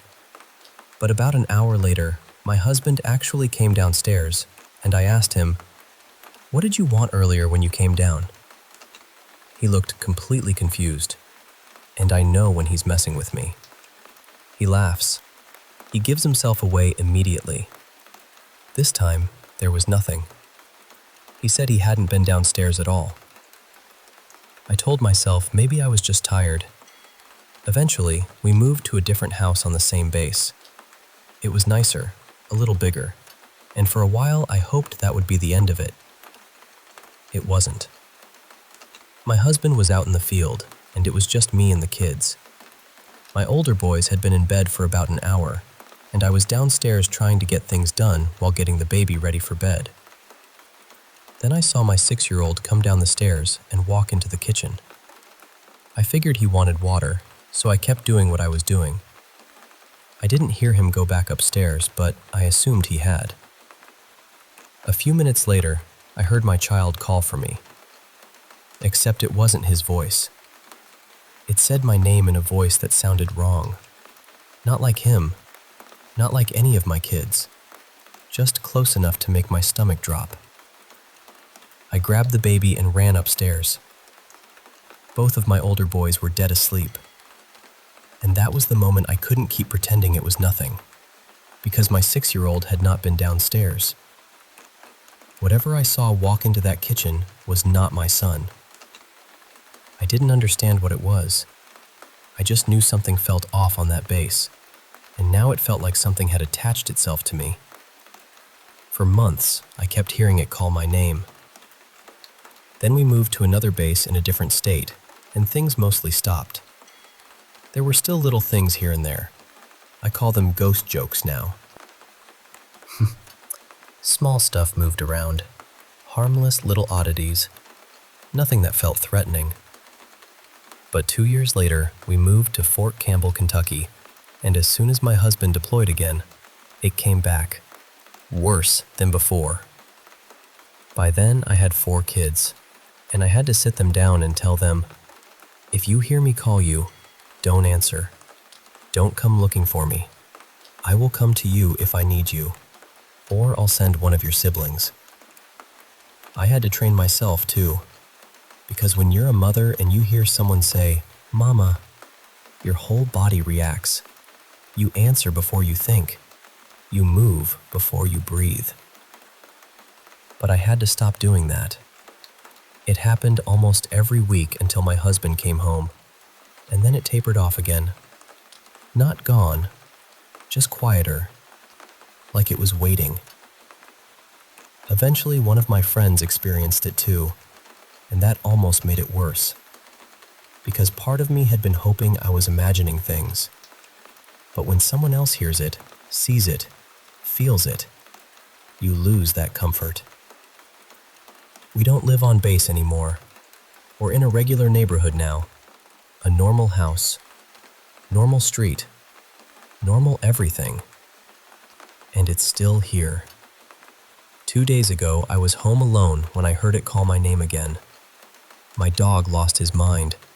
He ran to the bottom of the stairs and stood there, growling like something was right in front of him.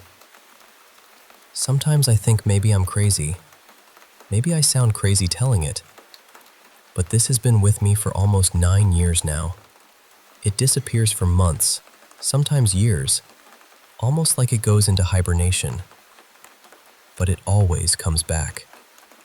And to this day, my kids still know not to answer right away if they hear me calling from somewhere they can't see me.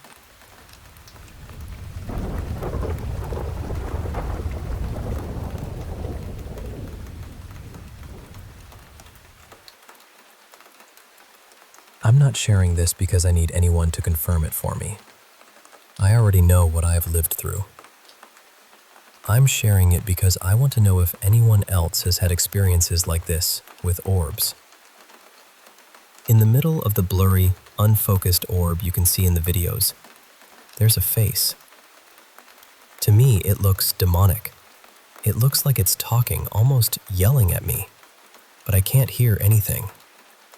I only know what I'm seeing because I have more videos and photos of the same thing happening.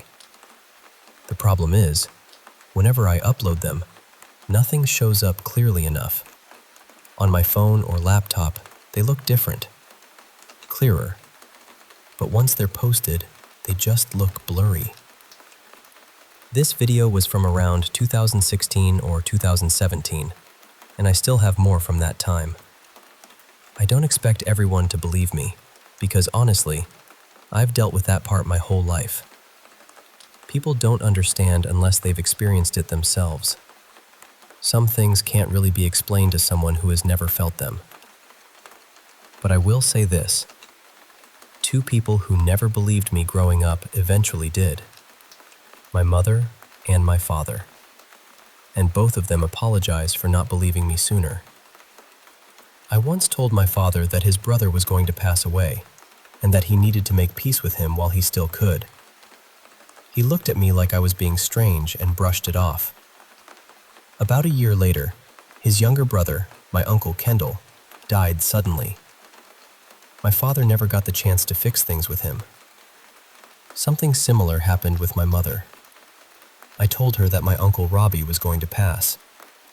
She told me I was talking nonsense. 2 months later, he died while he was out feeding his horses. I also had this feeling about my 13-month-old daughter. I knew something was going to happen to her at daycare, but I didn't know what. 2 days later, I got a call saying she had a seizure while she was napping at school. And that's the thing. I don't see beautiful things. I don't get peaceful little messages most of the time. What I saw back then was always heavy, always negative. There was even a child who kept appearing to me in the house I lived in. She seemed like she wanted to play. The first time I saw her, I walked toward her, and then she changed right in front of me. Her face turned into something that looked like a gargoyle or some kind of gremlin. I ran and didn't look back. I've also had things trick me by appearing as my dog who had passed away.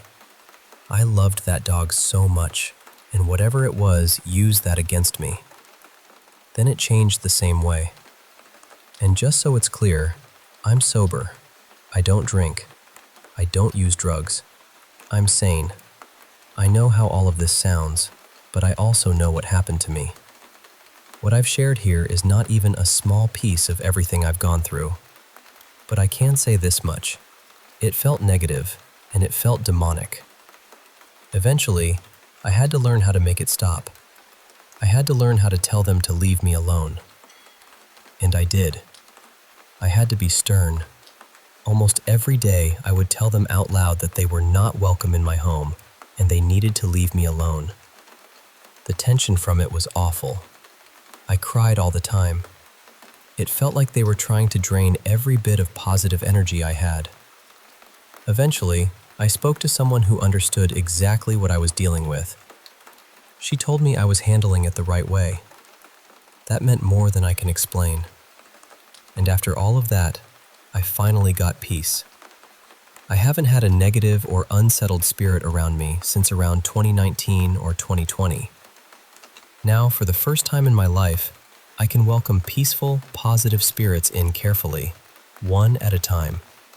I never used to be able to do that. Those orbs in the videos and photos were the beginning of a long stretch, almost 4 years. It would usually start around September or October, sometimes lasting into November. Then it would stop, and the next September, it would begin again. I'm sharing this because I know there are people out there who feel alone with these experiences. People who feel like nobody listens, nobody cares, and nobody believes them. But I believe you. I've dealt with it too. I still do, just in a very different way now.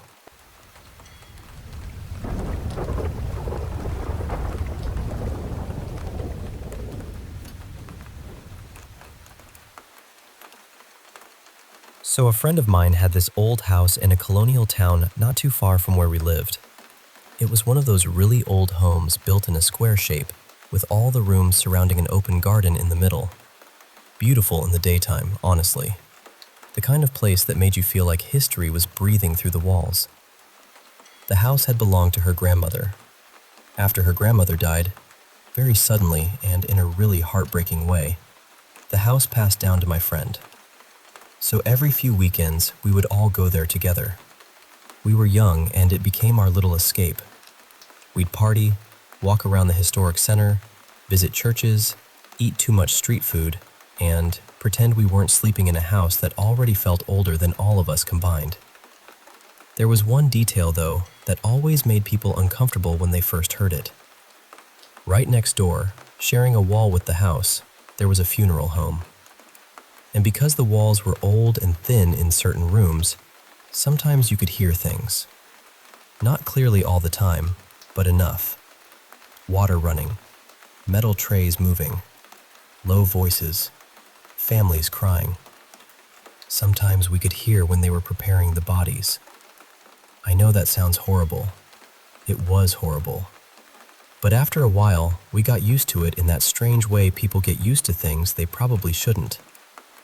One year during Holy Week, we went to the city to see the Easter celebrations. In my country, that week is a very big deal. Processions, candles, prayers, statues carried through the streets, church bells, incense everywhere. The whole city felt sacred and heavy at the same time. We planned to stay at the house for a few nights. The first night, I had the worst nightmares I have ever had in my life. And I don't say that lightly.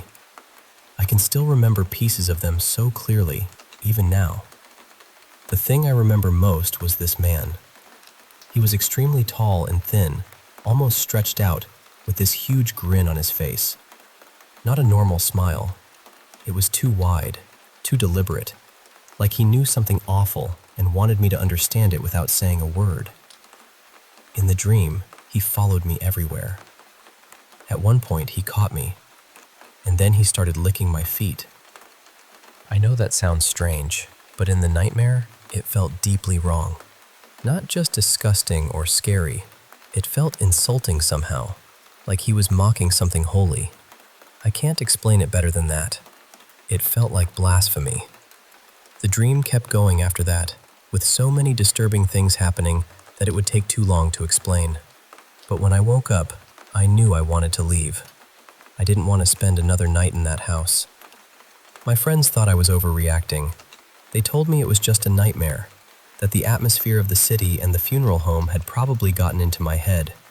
And since Holy Week lasts several days, they wanted to stay at least a little longer. So I stayed too. The next night, a few of our friends suddenly left in a hurry. At the time, we didn't really understand why. They gave some vague excuse and packed up quickly. The rest of us thought it was weird, but we didn't push too hard. Only 4 of us stayed behind. We told ourselves we would relax that night, sleep it off, and go sightseeing the next day. But later that evening, 2 of my friends came running into the room where another friend and I were watching videos. They were terrified, completely pale. They said they had seen someone in one of the other rooms.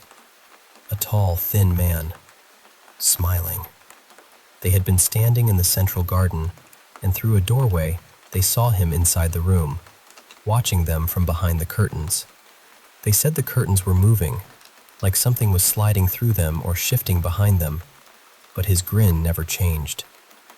That was enough for all of us. We shut the door, shoved a desk in front of it, and stayed in that room together. But all night, we kept seeing a shadow moving around outside.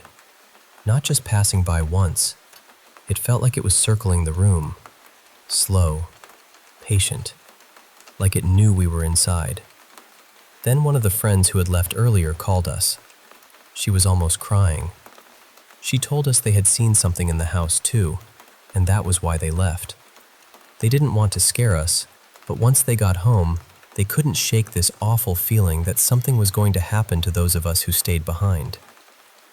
And then she said that while they were about to call us, a voice came out of the darkness in their house and said the name of one of us who was still there. That was when they knew it wasn't just fear. Something was wrong. Around the same time, the mother of the friend who owned the house called. She said she had suddenly felt very strongly that we were in danger. We put her on speaker, and she prayed for us.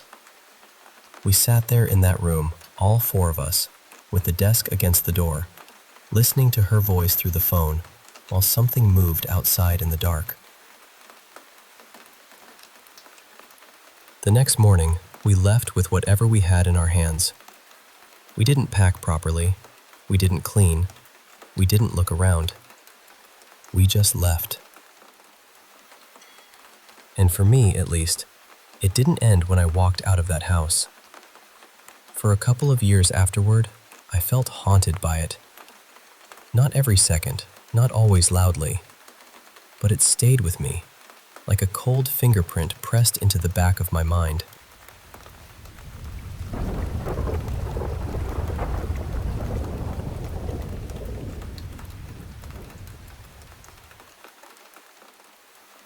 I remember this so clearly, and I'm going to tell it the way it felt at the time. I was living in an apartment building when I was a kid, and my bedroom wall shared a side with the elevator shaft. Around that time, the adults in the building had been whispering about something awful that had happened on our floor.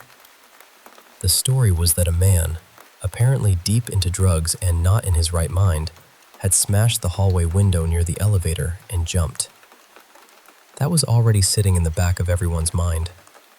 One day, I came home from the doctor after getting a shot. I think it was one of those vaccination mixes, tetanus, diphtheria, that sort of thing. The doctor must have jabbed the needle in wrong because my arm went numb and stayed that way for days. I was sore, miserable, and probably more shaken up than I wanted to admit. My mom decided to rearrange my room so she could put a mattress on the floor beside my bed.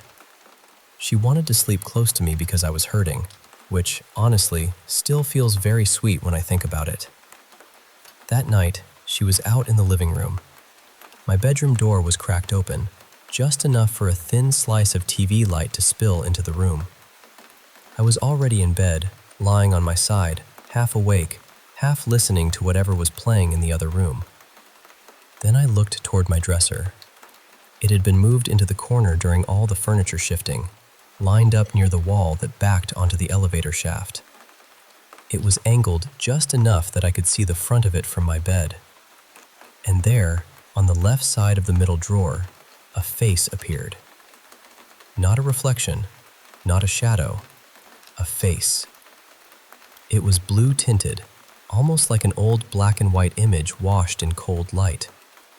It looked like a man, maybe mid-30s, weathered face, curly dark hair, heavy mustache. He looked worn down, rough around the edges, like someone life had chewed on. Then he spoke. He said, "Are you scared yet, Jame?" That wasn't my name exactly, but it was close enough that it felt aimed right at me. And the way he said it was almost theatrical, like he was imitating a movie villain. Slow, sinister, enjoying himself. Then he started laughing. I turned toward the doorway and screamed for my mom. I screamed. One long, panicked, child-sized howl. But here's the part that still bothers me. The sound didn't seem to leave the room. I know there was a mattress beside me, and maybe that would have muffled things a little, but this felt different. I remember realizing, even in the middle of being terrified, that my voice wasn't traveling.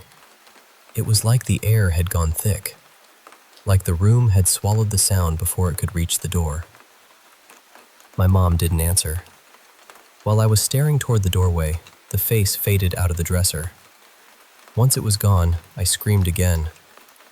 And this time, everything was normal. My voice bounced off the walls. I heard that tiny echo you get in a room with bare spaces and hard corners. My mom got up right away and came in. The pressure in the room was gone too. That awful feeling, like the air had been pulled out, had lifted. I told her what I saw. I don't remember much after that except that I slept in the living room for the rest of the night.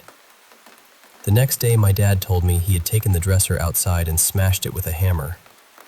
I don't know if he thought the ghost was living inside the dresser like some kind of haunted furniture goblin, but honestly, it helped.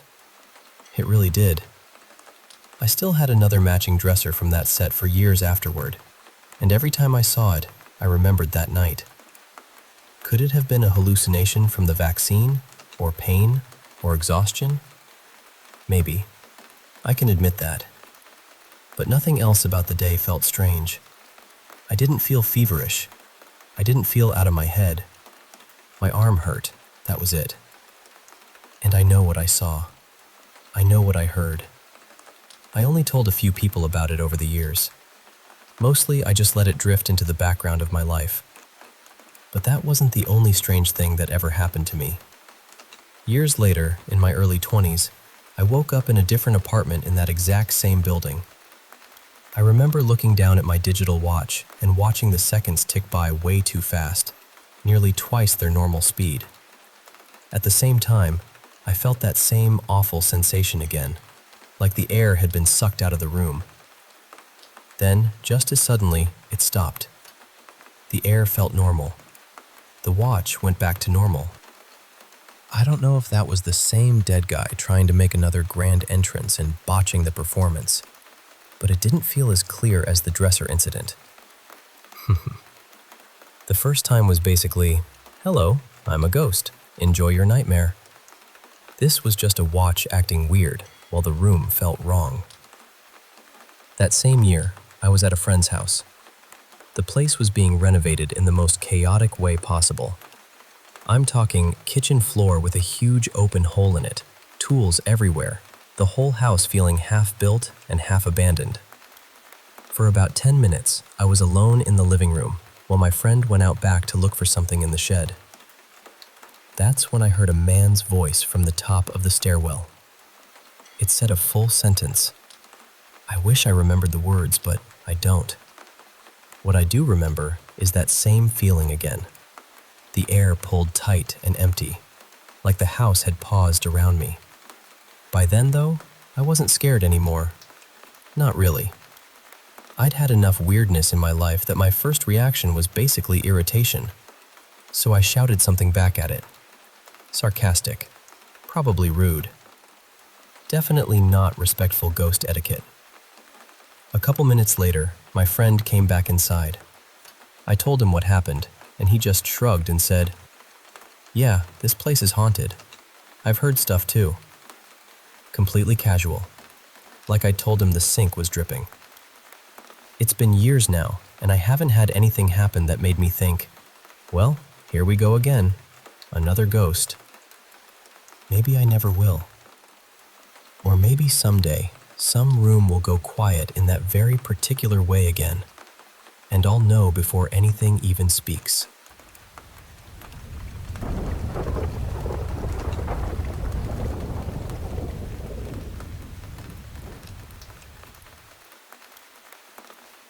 I've always believed ghosts don't show up the same way for everyone.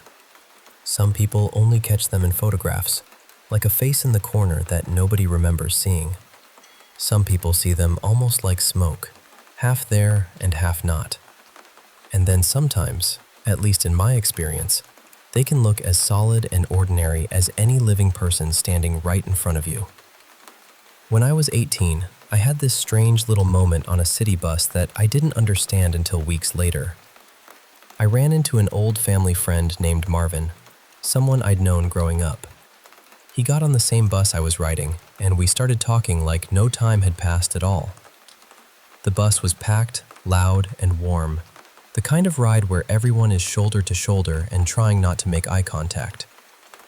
Marvin sat across the aisle from me, and we talked about old memories, our families, who had moved where, who was doing what. It felt completely normal. We never touched or anything, but nothing about him seemed unusual.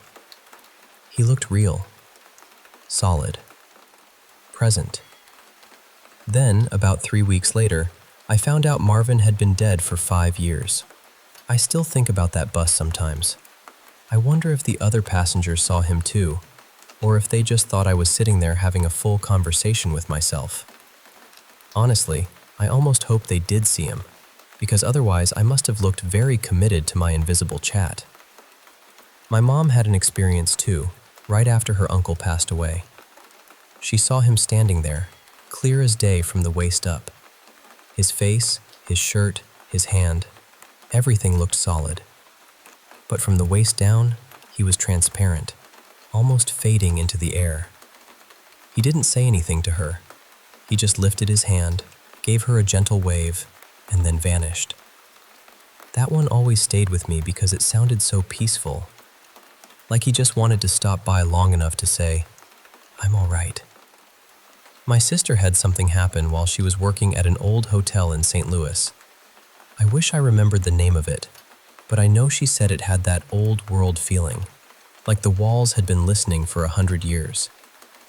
She and a few other staff members were cleaning rooms in a section of the hotel that wasn't used much. It needed repairs, and hardly anyone ever went back there. While they were working, they saw a woman holding a baby. The woman was visible from the waist up, but the lower half of her body was see-through. She was looking down at the baby, crying. My sister said it wasn't loud or dramatic. It was just this terrible, quiet sadness. Then the woman looked up at them and disappeared. Later on, guests started complaining about seeing something similar in that same room. Eventually, the manager closed it off completely. I don't know what happened there, but I've always felt like that woman was tied to that space somehow. Grief can leave a stain, I think. Not always an ugly one, but a deep one. And then there was New Orleans. I went there with some friends, and we stayed in this old Airbnb near the French Quarter. I never actually saw anything there, but I'm telling you, there was something in my room. I'd feel cold spots move across the room, not just one drafty corner, but actual patches of cold that seemed to shift around. There was also a rocking chair that moved now and then, just enough to make you look twice. But I wasn't scared. Whoever was in that room didn't feel mean. I didn't get that heavy, dangerous feeling. It was more like someone passing through quietly, maybe curious, maybe just used to being there. Unfortunately, I barely got to spend any time in that room except to nap and get dressed, because 2 of my friends were sleeping up in an attic room and got themselves spooked. That attic room felt different. I think it might have been an office or den at some point because of the layout, but there was this tiny door up there that none of us wanted to open. Absolutely not. That door had "bad decision" written all over it without using a single word. The whole room felt wrong. Heavy. Angry. Like the air had teeth. My friends refused to sleep up there alone, so they dragged me into it. Which, honestly, was unfair on several levels, because not only did the room feel awful, but both of them snored like broken lawn equipment. So there I was, stuck between possible angry spirit activity and 2 human foghorns. While we were in New Orleans, we also went on a ghost tour. At one point, the guide showed us this closed-off alley-like space with bars across it. They told us enslaved people had been held there before being sold, and that many had died in that cramped, hot space. The guide asked us to put an arm through the bars. When I did, I felt this tingling sensation run along my arm. It didn't scare me. It didn't feel threatening. It was just there, like a current under the skin. The tingling stayed with me for maybe 30 or 45 minutes afterward. But one of my friends, who had blonde hair and blue eyes, had a completely different reaction. She was terrified. She said she felt something go all the way up to her shoulder, but she wouldn't explain much more than that. Whatever it was, it shook her badly enough that she refused to go back to the Airbnb until the feeling went away. We ended up staying out nearly 2 extra hours, until almost 2 in the morning. I still don't know exactly what she felt. She wouldn't talk about it much afterward. I can't believe I've shared all of this, honestly. But I guess that's the thing about ghost stories. Once you've had enough strange moments, you stop asking whether spirits make themselves known. You start noticing how many different ways they try.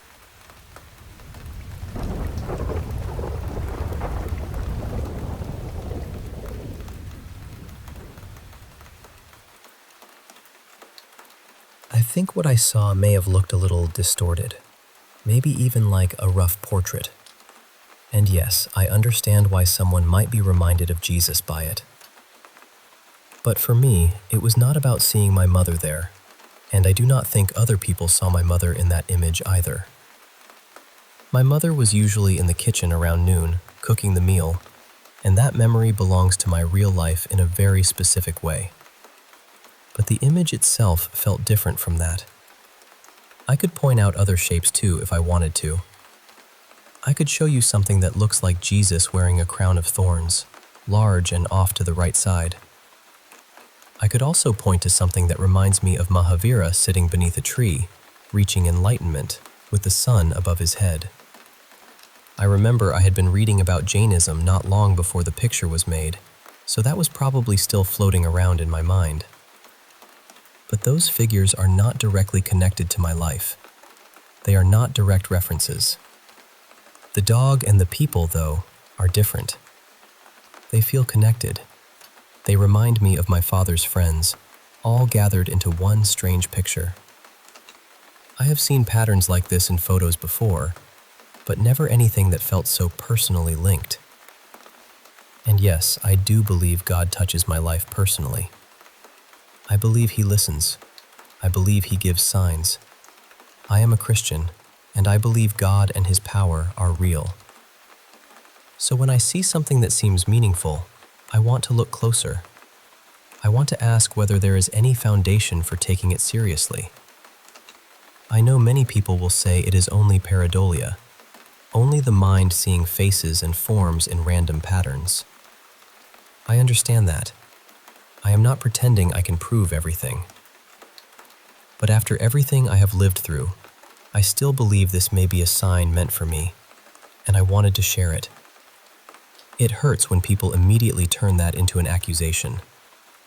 Jesus was killed for speaking about God, because people were afraid of what they did not want to understand. So I wonder why people who speak about faith or spiritual experiences are so quickly treated as dangerous, irrational, or mentally ill. Is it forbidden now to speak honestly about faith? Is it forbidden to say that something touched you deeply? Please tell me what is irrational about what I wrote. I am willing to explain myself. I know I cannot know everything with certainty. I know there are limits to what I can prove. That does not mean I have lost touch with reality. But you will not make me doubt my belief in God. And when someone says I need to see a doctor just because I believe God shares wisdom with me, I need to say something clearly. I already am in serious treatment. I already talk openly about what I see, what I hear, and what I have gone through. But I am not in treatment because I shared a picture for fun, or because I wanted to praise the God I believe in. I am in treatment because I have trauma from ritual abuse. If you wanted to put every person in treatment who says God speaks to them, you would have to lock away billions of Christians and other believers. Many sincere people would rather chew through a whole Bible than admit their faith is only an illusion. I think it is fair to question someone when their claims become aggressive, oppressive, clearly false, or harmful to others. It is fair to worry when someone tries to force people to believe things that can be shown to be untrue. But if someone simply shares an unusual thought, a spiritual experience, or something meaningful they noticed, why call them mad right away? If you are only here to dismiss people who believe in God, then I honestly wonder why you are here at all. Are you only here to be skeptical? Because many of us believe in God, speak to Him, and feel that He speaks to us. and many of us live ordinary lives. We do not cause trouble. We work, love, suffer, heal, and keep going. We find strength and inspiration in this presence that others may call invisible. But to me, it is not invisible. And I want to show people what I see. I am sorry it does not convince you yet. But I will keep looking, keep learning, and maybe one day I will be able to show it more clearly.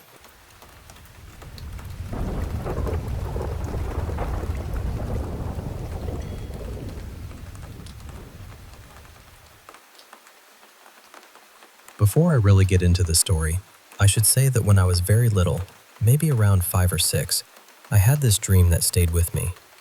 It wasn't scary at the time. Actually, I remembered it in this soft, almost comforting way. It was one of the first dreams I ever held on to clearly, the kind that doesn't fade when you wake up. I won't describe every part of it right away, because it matters more later. Years passed, and when I was about 16, my family took a girls' trip.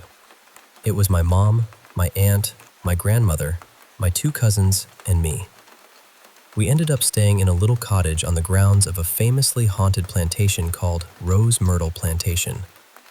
It had this reputation for being one of the most haunted places in the country, so the whole place already had this strange weight to it.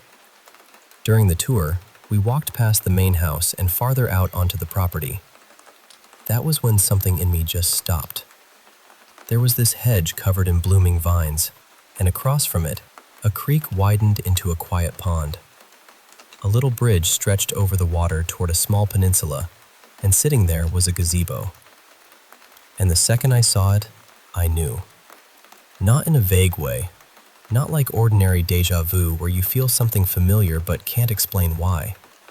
I knew exactly where I had seen it before. It was the place from my childhood dream.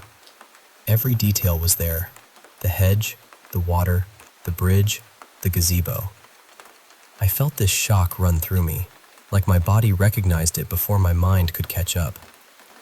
I was trying to stay calm on the outside, but inside, I was completely shaken.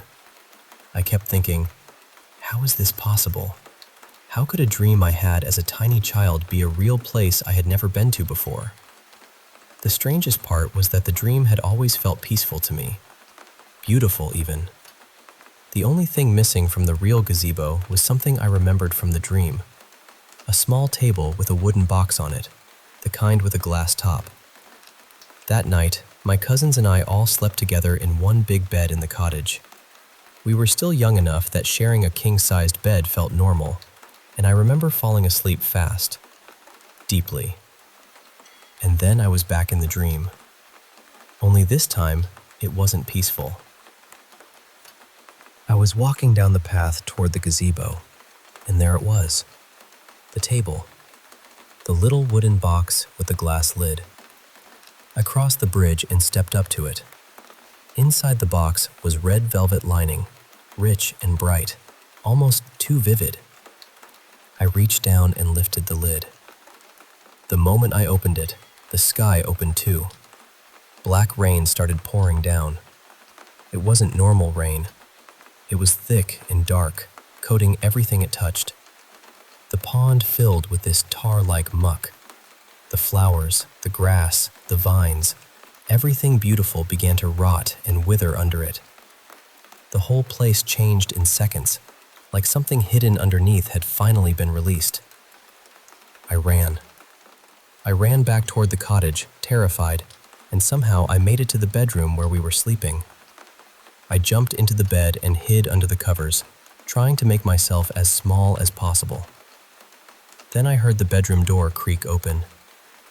I peeked out, and standing in the doorway was this tall, looming figure. It was shaped almost like a person, but not enough to feel human. It was dark, darker than the room around it, like a piece of starless sky had stepped inside. Its eyes were completely black. But the thing I couldn't stop looking at was its mouth. Its lips were sewn shut, tightly, but sharp teeth still pushed through from different angles. It had long nails, or claws, thin and razor sharp. Then it dropped low to the floor. I could hear the scraping of its claws against the hardwood as it moved toward me. I wanted to scream or run or wake up, but I couldn't move. It stood over me with this horrible grin stretching across its face, even though its mouth was stitched closed. I felt frozen in place. Then it lifted one hand and touched my jaw. Just lightly, almost gently, but one of its claws sliced into my skin. I felt the pain immediately. I reached up to my face, and a piece of flesh came away into my hand before dropping onto the floor. And then I woke up. I still think about that dream sometimes. The first time, when I was little, it felt like I had been shown a beautiful place. The second time, it felt like I had opened something I was never supposed to touch.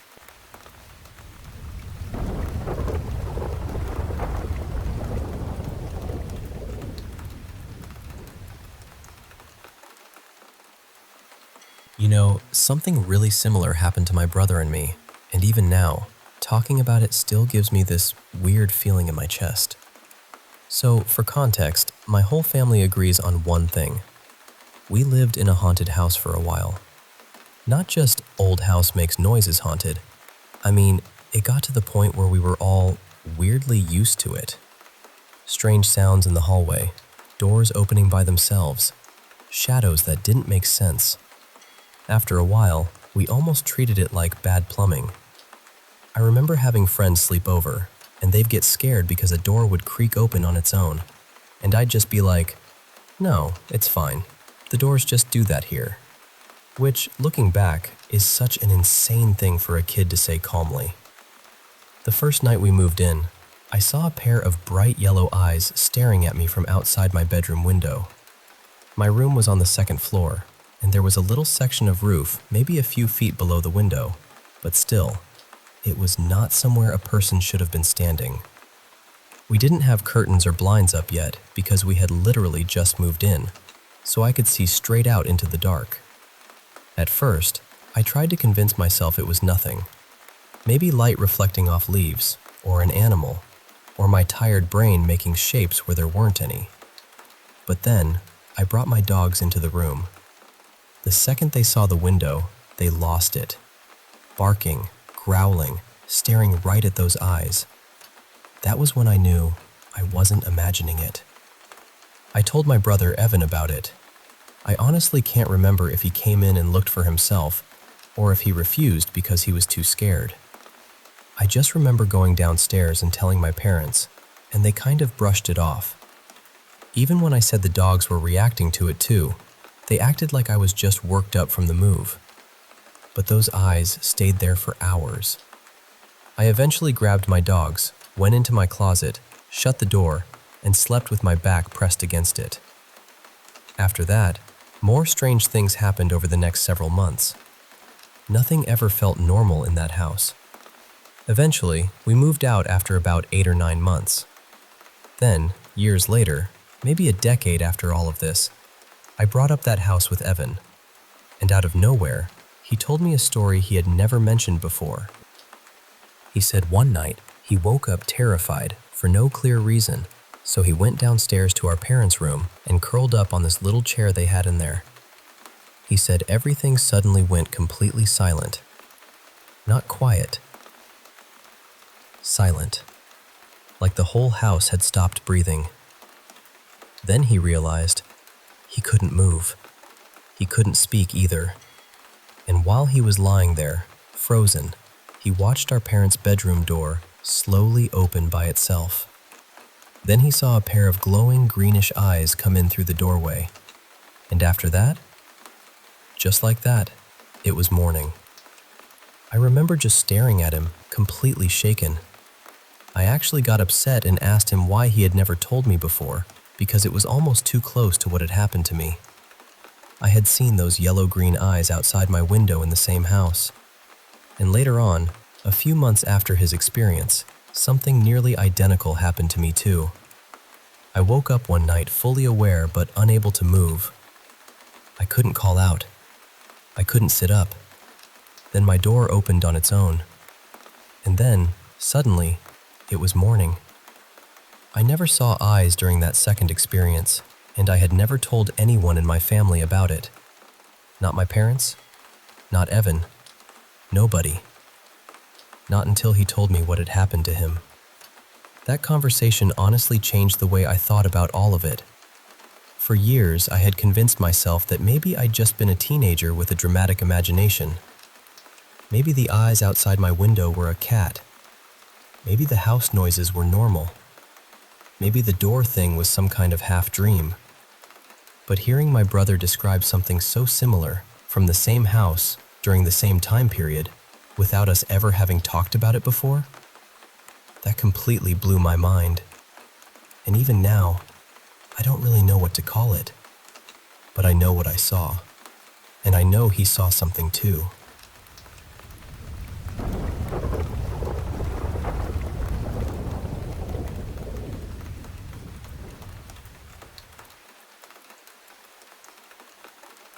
I need to tell you this the way I remember it, because even now, all these years later, I still think about that night. Back when this happened, getting information about strange stuff wasn't easy. There weren't phones in everyone's pockets. I didn't have a computer at home.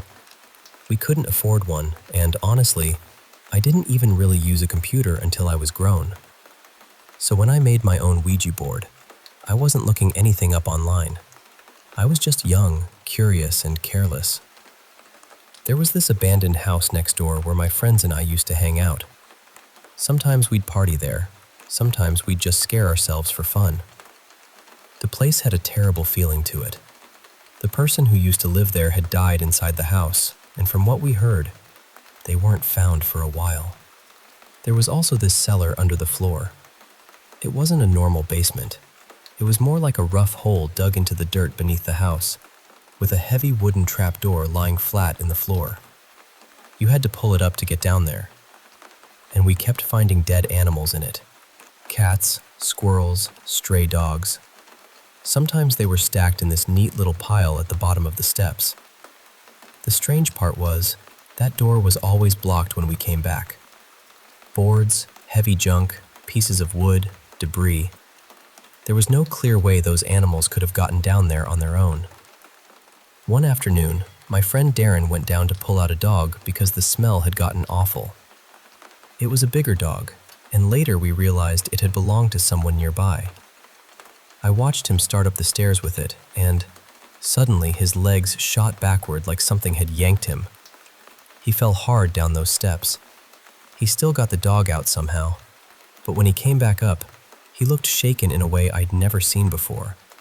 He said, "I've never believed in any of this stuff, not once, but I swear something grabbed my legs and pulled me down." And for some reason, after all of that, I brought my homemade Ouija board into that house. Worse than that, I left the planchette sitting on it. I didn't know any better. Or maybe I did and just didn't care enough. Either way, the board sat there open the whole time. Then I brought it back into my own home. At the time, I was raising rats, mice, and rabbits for a few local pet shops. I had over 70 animals. The night I brought that board back, every single one of them died. All of them. They each had just a little blood coming from the nose. Nothing else. No wounds, no signs of struggle. My mother was a veterinary technician, and she took several of them to the clinic where she worked. Nobody there could explain it. They just died. More than 70 animals gone in one night. After that, my cats ran off. My dogs wouldn't come out from under the beds, or they'd stay outside and refuse to come in. Then the flies started. It was late fall, cold enough that flies shouldn't have been everywhere, but suddenly they were all over the house. Not just a few, a full infestation, like something out of a horror movie. And when they landed on you, they felt freezing cold. Not just cold either. It hurt. My mother got so scared that when she had to take the trash out at night, she would say the Lord's Prayer under her breath the whole way. Eventually, I decided I had to destroy the board. I had made it from a solid piece of hardwood, an extra shelf from an old entertainment center. A few friends came over to help me scrape the face off it. And I know how this sounds, but that thing started growling. Not in my head, not like a creak in the wood. It growled and vibrated across my futon while we were standing there looking at it. That was enough for me. I carried it outside, poured brake fluid over it, and set it on fire. I burned the face clean off. After that, the flies disappeared. No more animals died. You don't have to believe me. Honestly, I'm not trying to convince anyone who's already decided they won't. I know what happened. My friends know what they saw. My mother saw it too, though she's gone now. Cancer took her years later. And that wasn't the only time I saw something strange happen with a Ouija board. I've seen store-bought ones throw the planchette hard enough to hit a wall. One time, I was using a Parker Brothers board with a guy who kept mocking whatever we were talking to. Those boards had plastic planchettes. Nothing fancy, just plastic. This guy kept saying, "You're not real, and even if you are, you can't do anything to me." I kept telling him to stop. I really did. I told him over and over. Then suddenly, he ripped his fingers off the planchette and screamed. He started cursing and pacing around, completely panicked. His fingertips had blistered like they'd been burned. My fingers had been on the same planchette at the same time. I didn't feel a thing. The planchette wasn't melted. It wasn't hot. It looked completely normal. I know people like to laugh this stuff off. I understand why. It sounds impossible. But I think there are things around us that we don't understand yet. Things that exist outside the tiny slice of reality we're able to see. Maybe one day I'll try to gather evidence properly, through controlled experiments and careful documentation. I think people should know that not everything strange is imaginary. But if you ever decide to test it yourself, that's your choice. Just please, don't do it with pets in the house.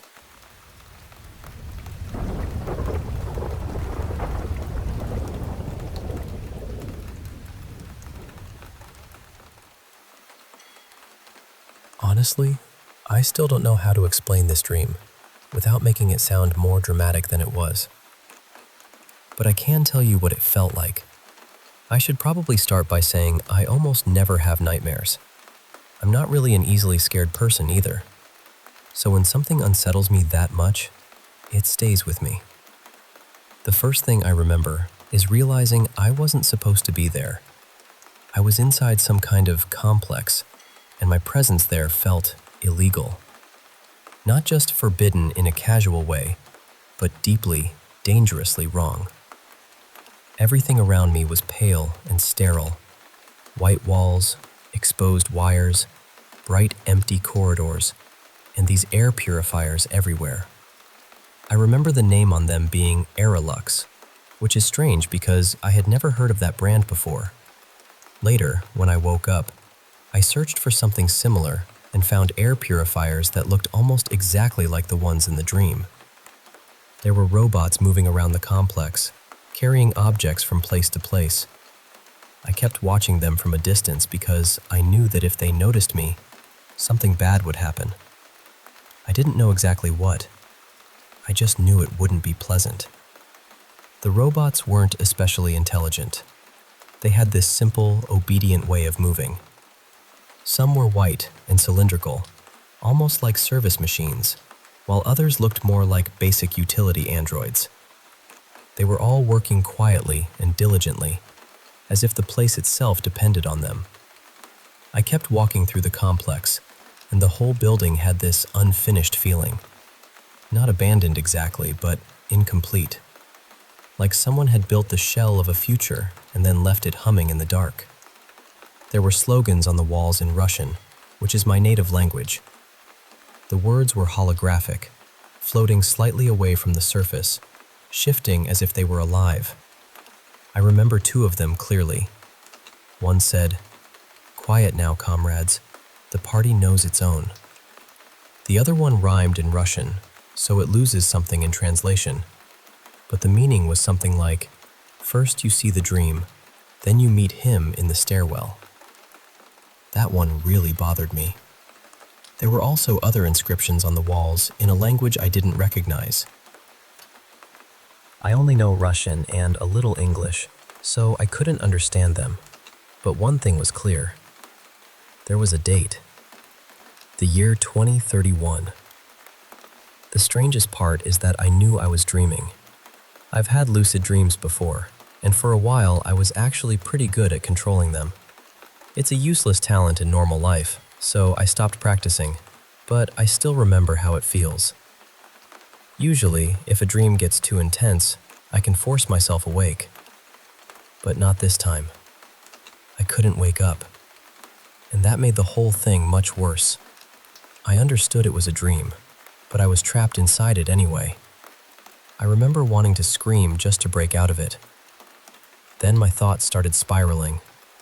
I began wondering, still inside the dream, what if this isn't just a dream? What if it's some kind of warning? What if I'm seeing something from the future? I know that sounds irrational now, but inside the dream, it felt completely possible. It also felt like the dream lasted for a very long time. I wandered into offices and rooms, and I kept thinking, I've seen this before. This looks familiar. I've seen this somewhere online. Eventually, the dream changed into something calmer. I think I escaped the complex somehow, because the atmosphere became lighter and less threatening. But even in that next dream, I still remembered the complex. And then, still dreaming, I wrote a Reddit post asking, has anyone else dreamed of something like this? That's when the whole thing became weirdly recursive. A dream about escaping a dream, then posting about the dream while still dreaming. When I finally woke up, I felt exhausted. Not just sleepy, but physically tired, like I had spent the whole night running. My body ached, even though I had slept for around 11 hours. I'm sick right now, so sleeping that long makes sense, but still, it didn't feel restful at all. It felt like I had been somewhere. I meant to write all of this down sooner, but now I think the story is finally complete.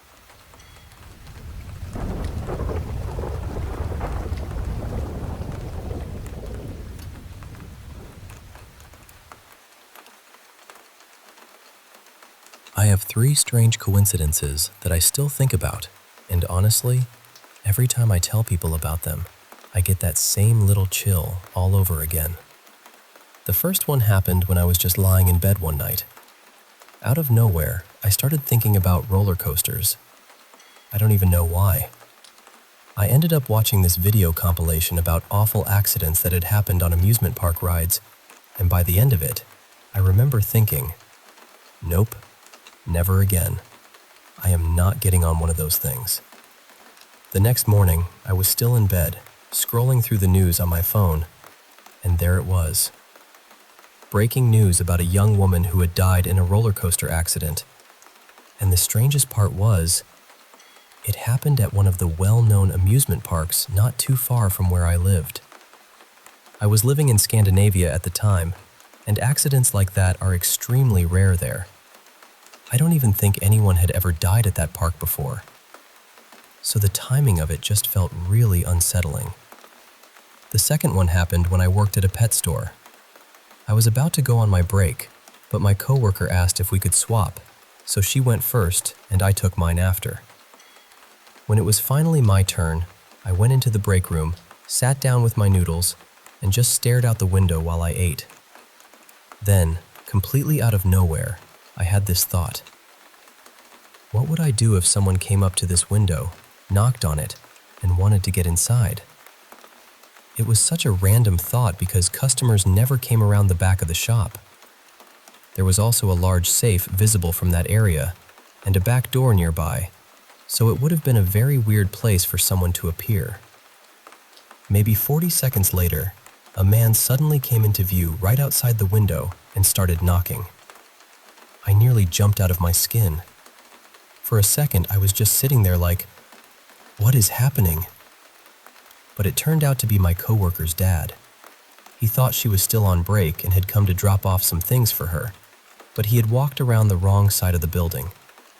So it was harmless in the end, but the timing was ridiculous.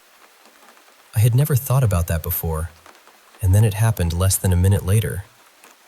The third one is the one that still feels the heaviest to me. I used to live with my ex in a pretty rural area. He worked very late and usually came home in the early morning, so for some reason, we often left the downstairs door unlocked. Not the smartest thing, I know, but at the time, it just became normal.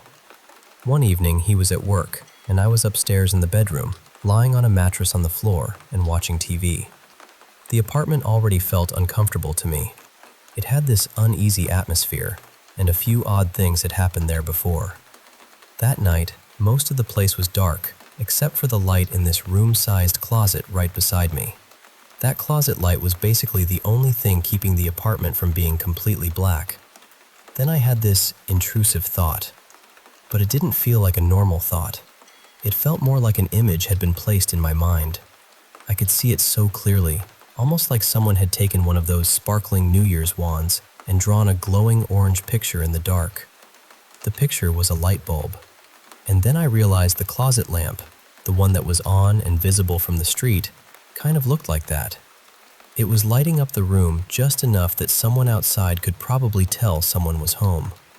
I don't know why, but I immediately got up and turned it off. At the time, it was just a strange moment. But a few weeks later, I came across an old article online and found out that on that same night, around the exact time I had been lying there watching TV, a woman who lived only 4 houses away from me had been attacked inside her own home. They did catch the man, thank goodness, but when I realized the date and the timing matched, I felt sick. It genuinely felt like something, or someone, had told me to turn that light off so I wouldn't draw attention to myself. The door downstairs had been unlocked. I had already been feeling uneasy, and then that image came into my head, clear as anything. I know it could all just be coincidence. Maybe that's all it was. But even now, when I think about it, I can't shake the feeling that something was trying to warn me.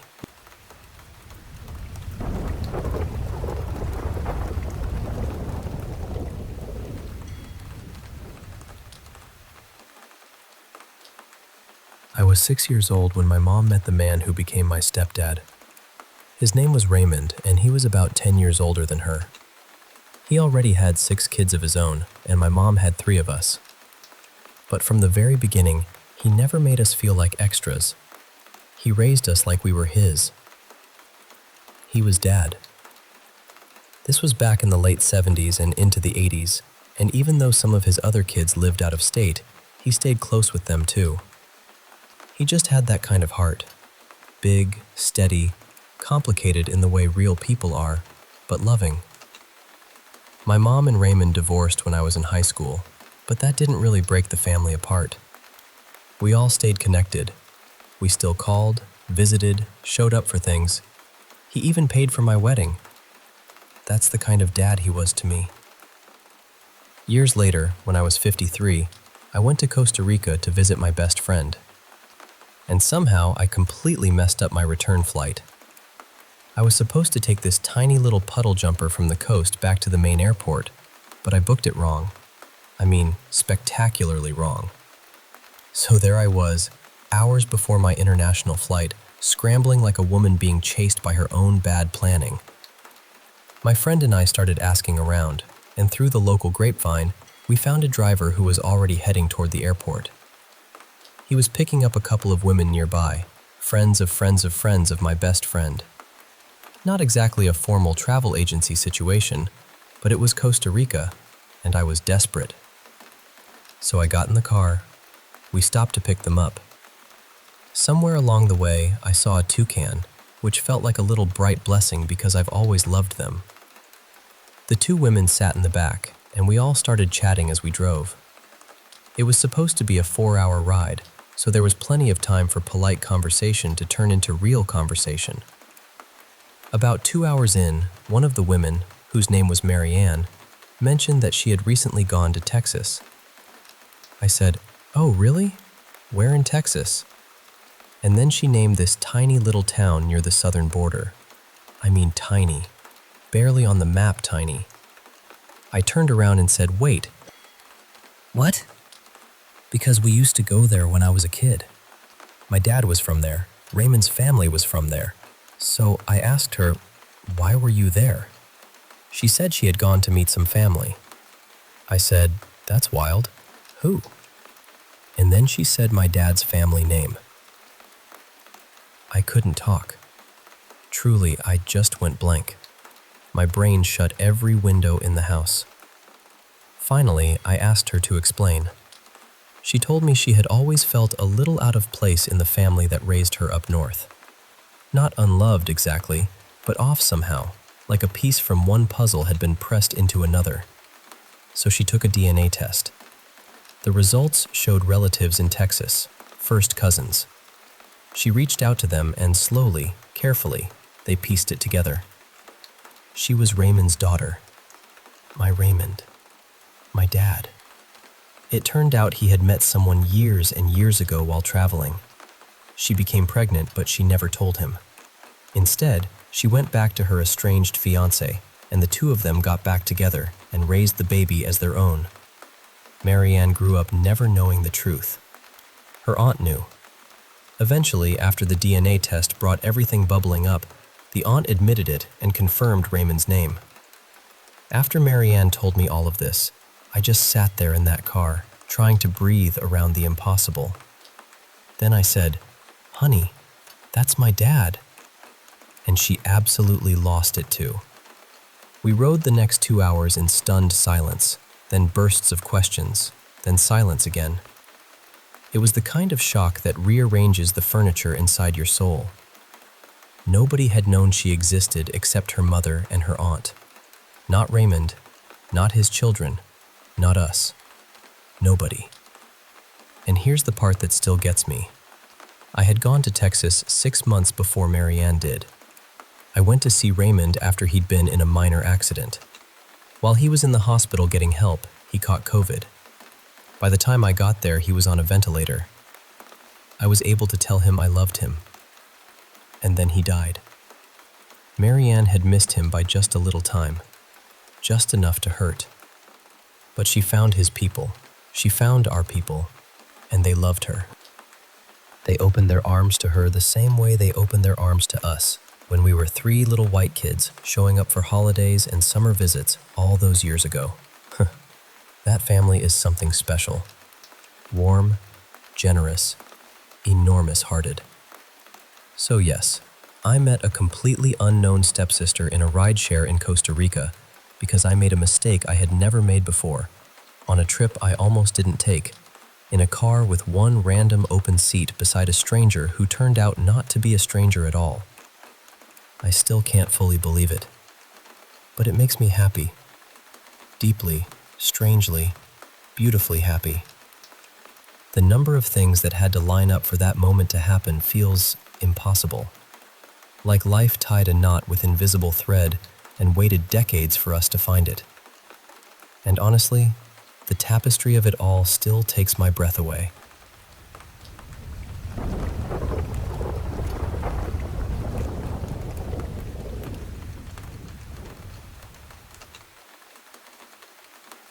I want to tell you about something that still feels almost impossible to explain, except to call it a miracle wrapped in perfect timing.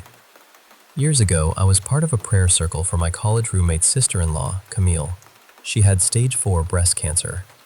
I was living in Portland, Oregon at the time, and Camille and her family were all the way in Buffalo, New York. I had never met her, not once, but I felt this deep pull to write to her and to her husband and their 2 boys. In that letter, I shared my near-death experience with them. I wanted them to know that dying, at least from what I had experienced, was not something harsh or frightening. It was gentle. One breath here, and the next breath somewhere beyond the veil. One part of my experience involved a rose. I felt as though I had become one with it, resting under God's light. I could feel each petal opening, the outer parts of me and the hidden inner parts too, all unfolding and receiving His nourishment. At the very same time, I was somehow also standing beside the rose, watching this beautiful surrender to the one I had always loved. I shared other things in that letter, but that image of the rose became the part that mattered most. My friend Kayla called me on the day Camille passed away.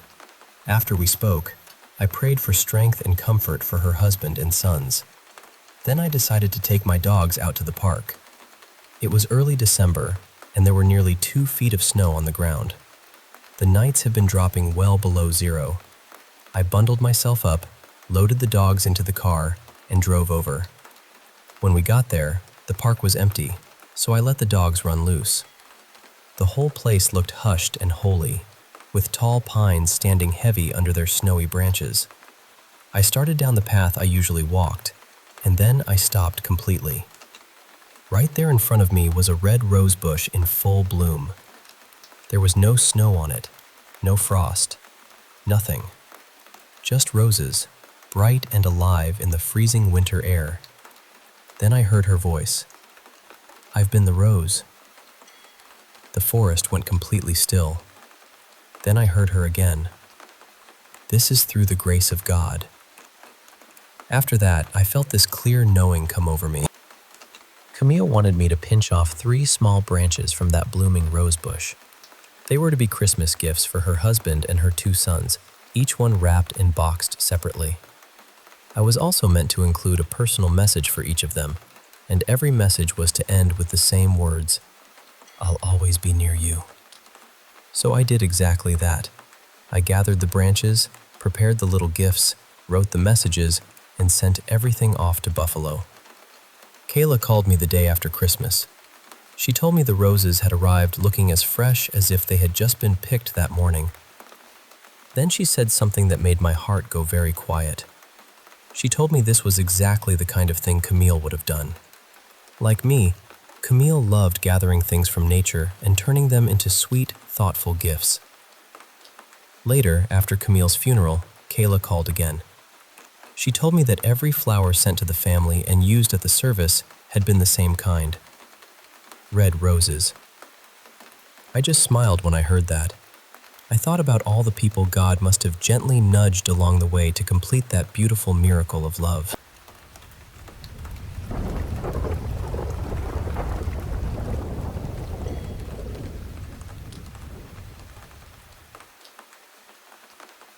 I've carried this memory for as long as I can remember. It doesn't feel like a dream exactly. It feels older than that, like something tucked behind the beginning of my life. I was standing in a line. There was no building, no sky, no ground that I could really make sense of. Just this endless, soft, white space stretching out in every direction. It wasn't frightening, though. That's the strange part. It was peaceful, quiet. Everyone around me seemed calm, like we all knew we were supposed to be there. At the front of the line, there was a man listening to people speak. One by one, they stepped up to him and described the lives they wanted to have. Not lives they had already lived, lives they were about to live. Some people asked for beautiful things: wealth, love, comfort, admiration, big homes, easy days. They sounded so excited, almost glowing with it. Others asked for painful lives: hardship, hunger, loneliness, loss. And everyone seemed to look at them with this deep respect, as if choosing suffering made them brave, as if it was noble to take on a difficult life so someone else could have an easier one. I remember listening to all of it from far back in the line, thinking I'd be waiting forever. But somehow forever didn't feel long there. Time didn't really behave the way it does here. And then suddenly, it was my turn. The man looked at me kindly and asked what kind of life I wanted. You'd think I would have been ready. I'd had all that time to listen and think, but I wasn't ready at all. The question caught me off guard. At first, I started asking for everything. I had the mind of a child, innocent and wide open. He asked whether I wanted to be a boy or a girl, and I answered right away that I wanted to be a girl because girls got to wear dresses. and I wanted one that would spin when I turned around. That made him laugh. Not in a mean way, in a warm way. And somehow that made me feel safe. So I kept going. I said I wanted a big house, a big family, happy days, nice things, adventures, love, comfort. I started naming everything I could think of, piling it all up like I was filling a basket. And then I stopped, because suddenly I felt ashamed.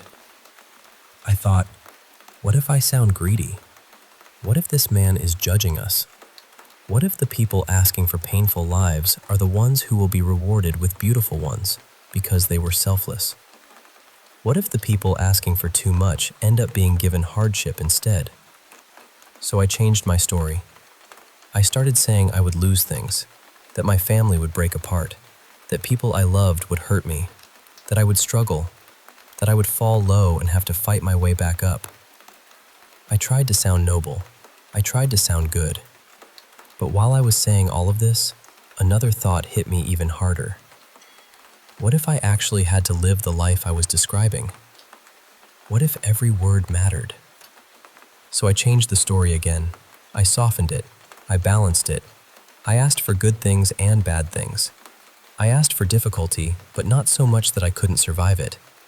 I asked for rewards after struggle. I asked for light after darkness. I asked for moments worth holding on to when everything else felt impossible. And sometimes, even now, I wonder what happened to everyone in that line. Did they get the lives they asked for? Did the man simply listen and decide for himself? Or did he already know where each of us belonged? Because so far, so many things I asked for have happened. I had a good childhood. My family was comfortable.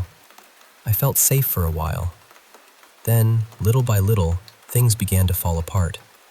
The family I knew broke open. I hit a kind of bottom I didn't know existed. For years, it felt like I was climbing out of a pit with my bare hands. But there have been good things too. There have been turns in the road where I found kindness and relief and reasons to keep going. When life gets unbearable, some part of me still believes the better part is coming. Like I wrote that into the story myself. Like I promised myself there would be something waiting on the other side. I don't know what that place was. I don't know who the man was. I don't know if I chose this life, or if he simply saw how closely this life matched the story I told. But I do know this. The life I've lived feels familiar in a way I can't explain. And the thing that haunts me most isn't the line, or the white space, or even the man listening. It's that I can't remember how my story ended.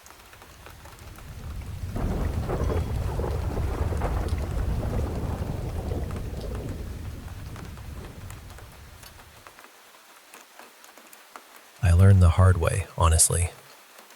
I really did. Back when I was in college, the campus I went to was built right on old Civil War battlegrounds, so ghost stories were everywhere. People had been telling them for generations.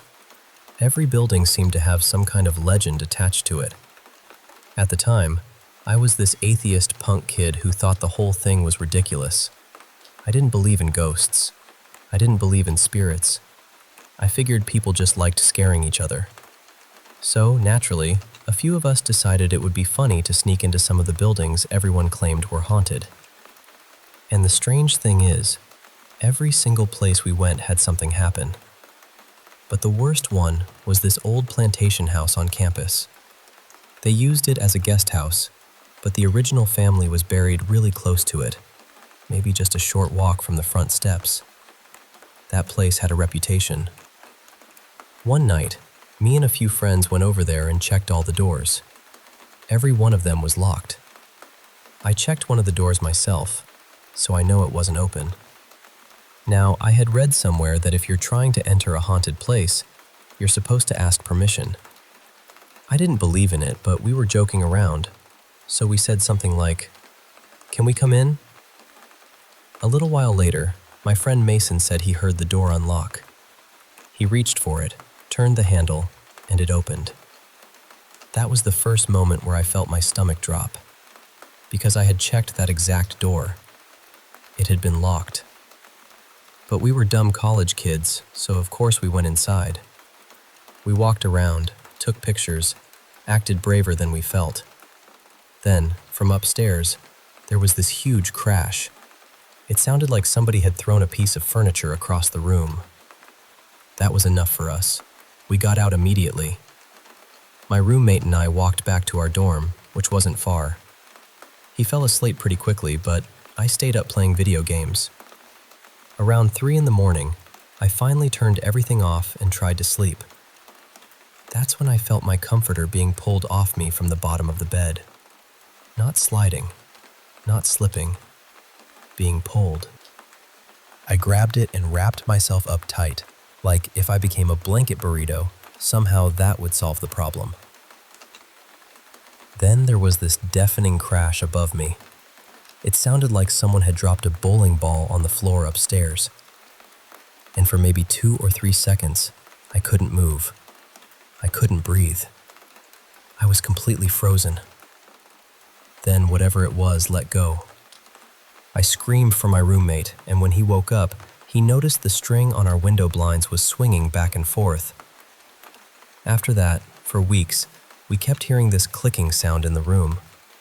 But whenever you walked toward it, it would suddenly come from somewhere else, like it was moving away from you. I changed dorms the next semester, but honestly, it didn't fully stop. People all over the building heard things. Furniture dragging, little rolling sounds on the ceiling, almost like marbles, no matter what floor you were on. Eventually, someone even put up a sign that said, "Dear Marble Ghost, please keep it down." And that's a real thing people talked about at the University of Montevallo in Alabama. You can look up the hauntings there. The stories are everywhere. That wasn't even the only time I saw something. Once, I saw what looked like a woman sitting in the passenger seat of a friend's car. 3 other people saw her too. But when my friend got out of the car, she was alone. Another time, I was driving with a friend and we saw someone standing on the side of the road. As my car got close, they just disappeared. No movement, no walking away, no ducking down. Just gone. Later on, I moved to Las Vegas and worked at a bar called the Golden Tiki. That place had been featured on Ghost Adventures because of all the activity there. When I was hired, the managers actually warned me. They told me, very seriously, "This place is haunted. We're not joking." And the weirdest part is, the coworkers who didn't believe in any of it were the ones who kept having experiences. By then, I kind of did believe. Part of me even wanted something to happen, just so I could say I experienced it there too. But nothing ever did. Not even when I was completely alone in the building. Which, somehow, almost made it stranger.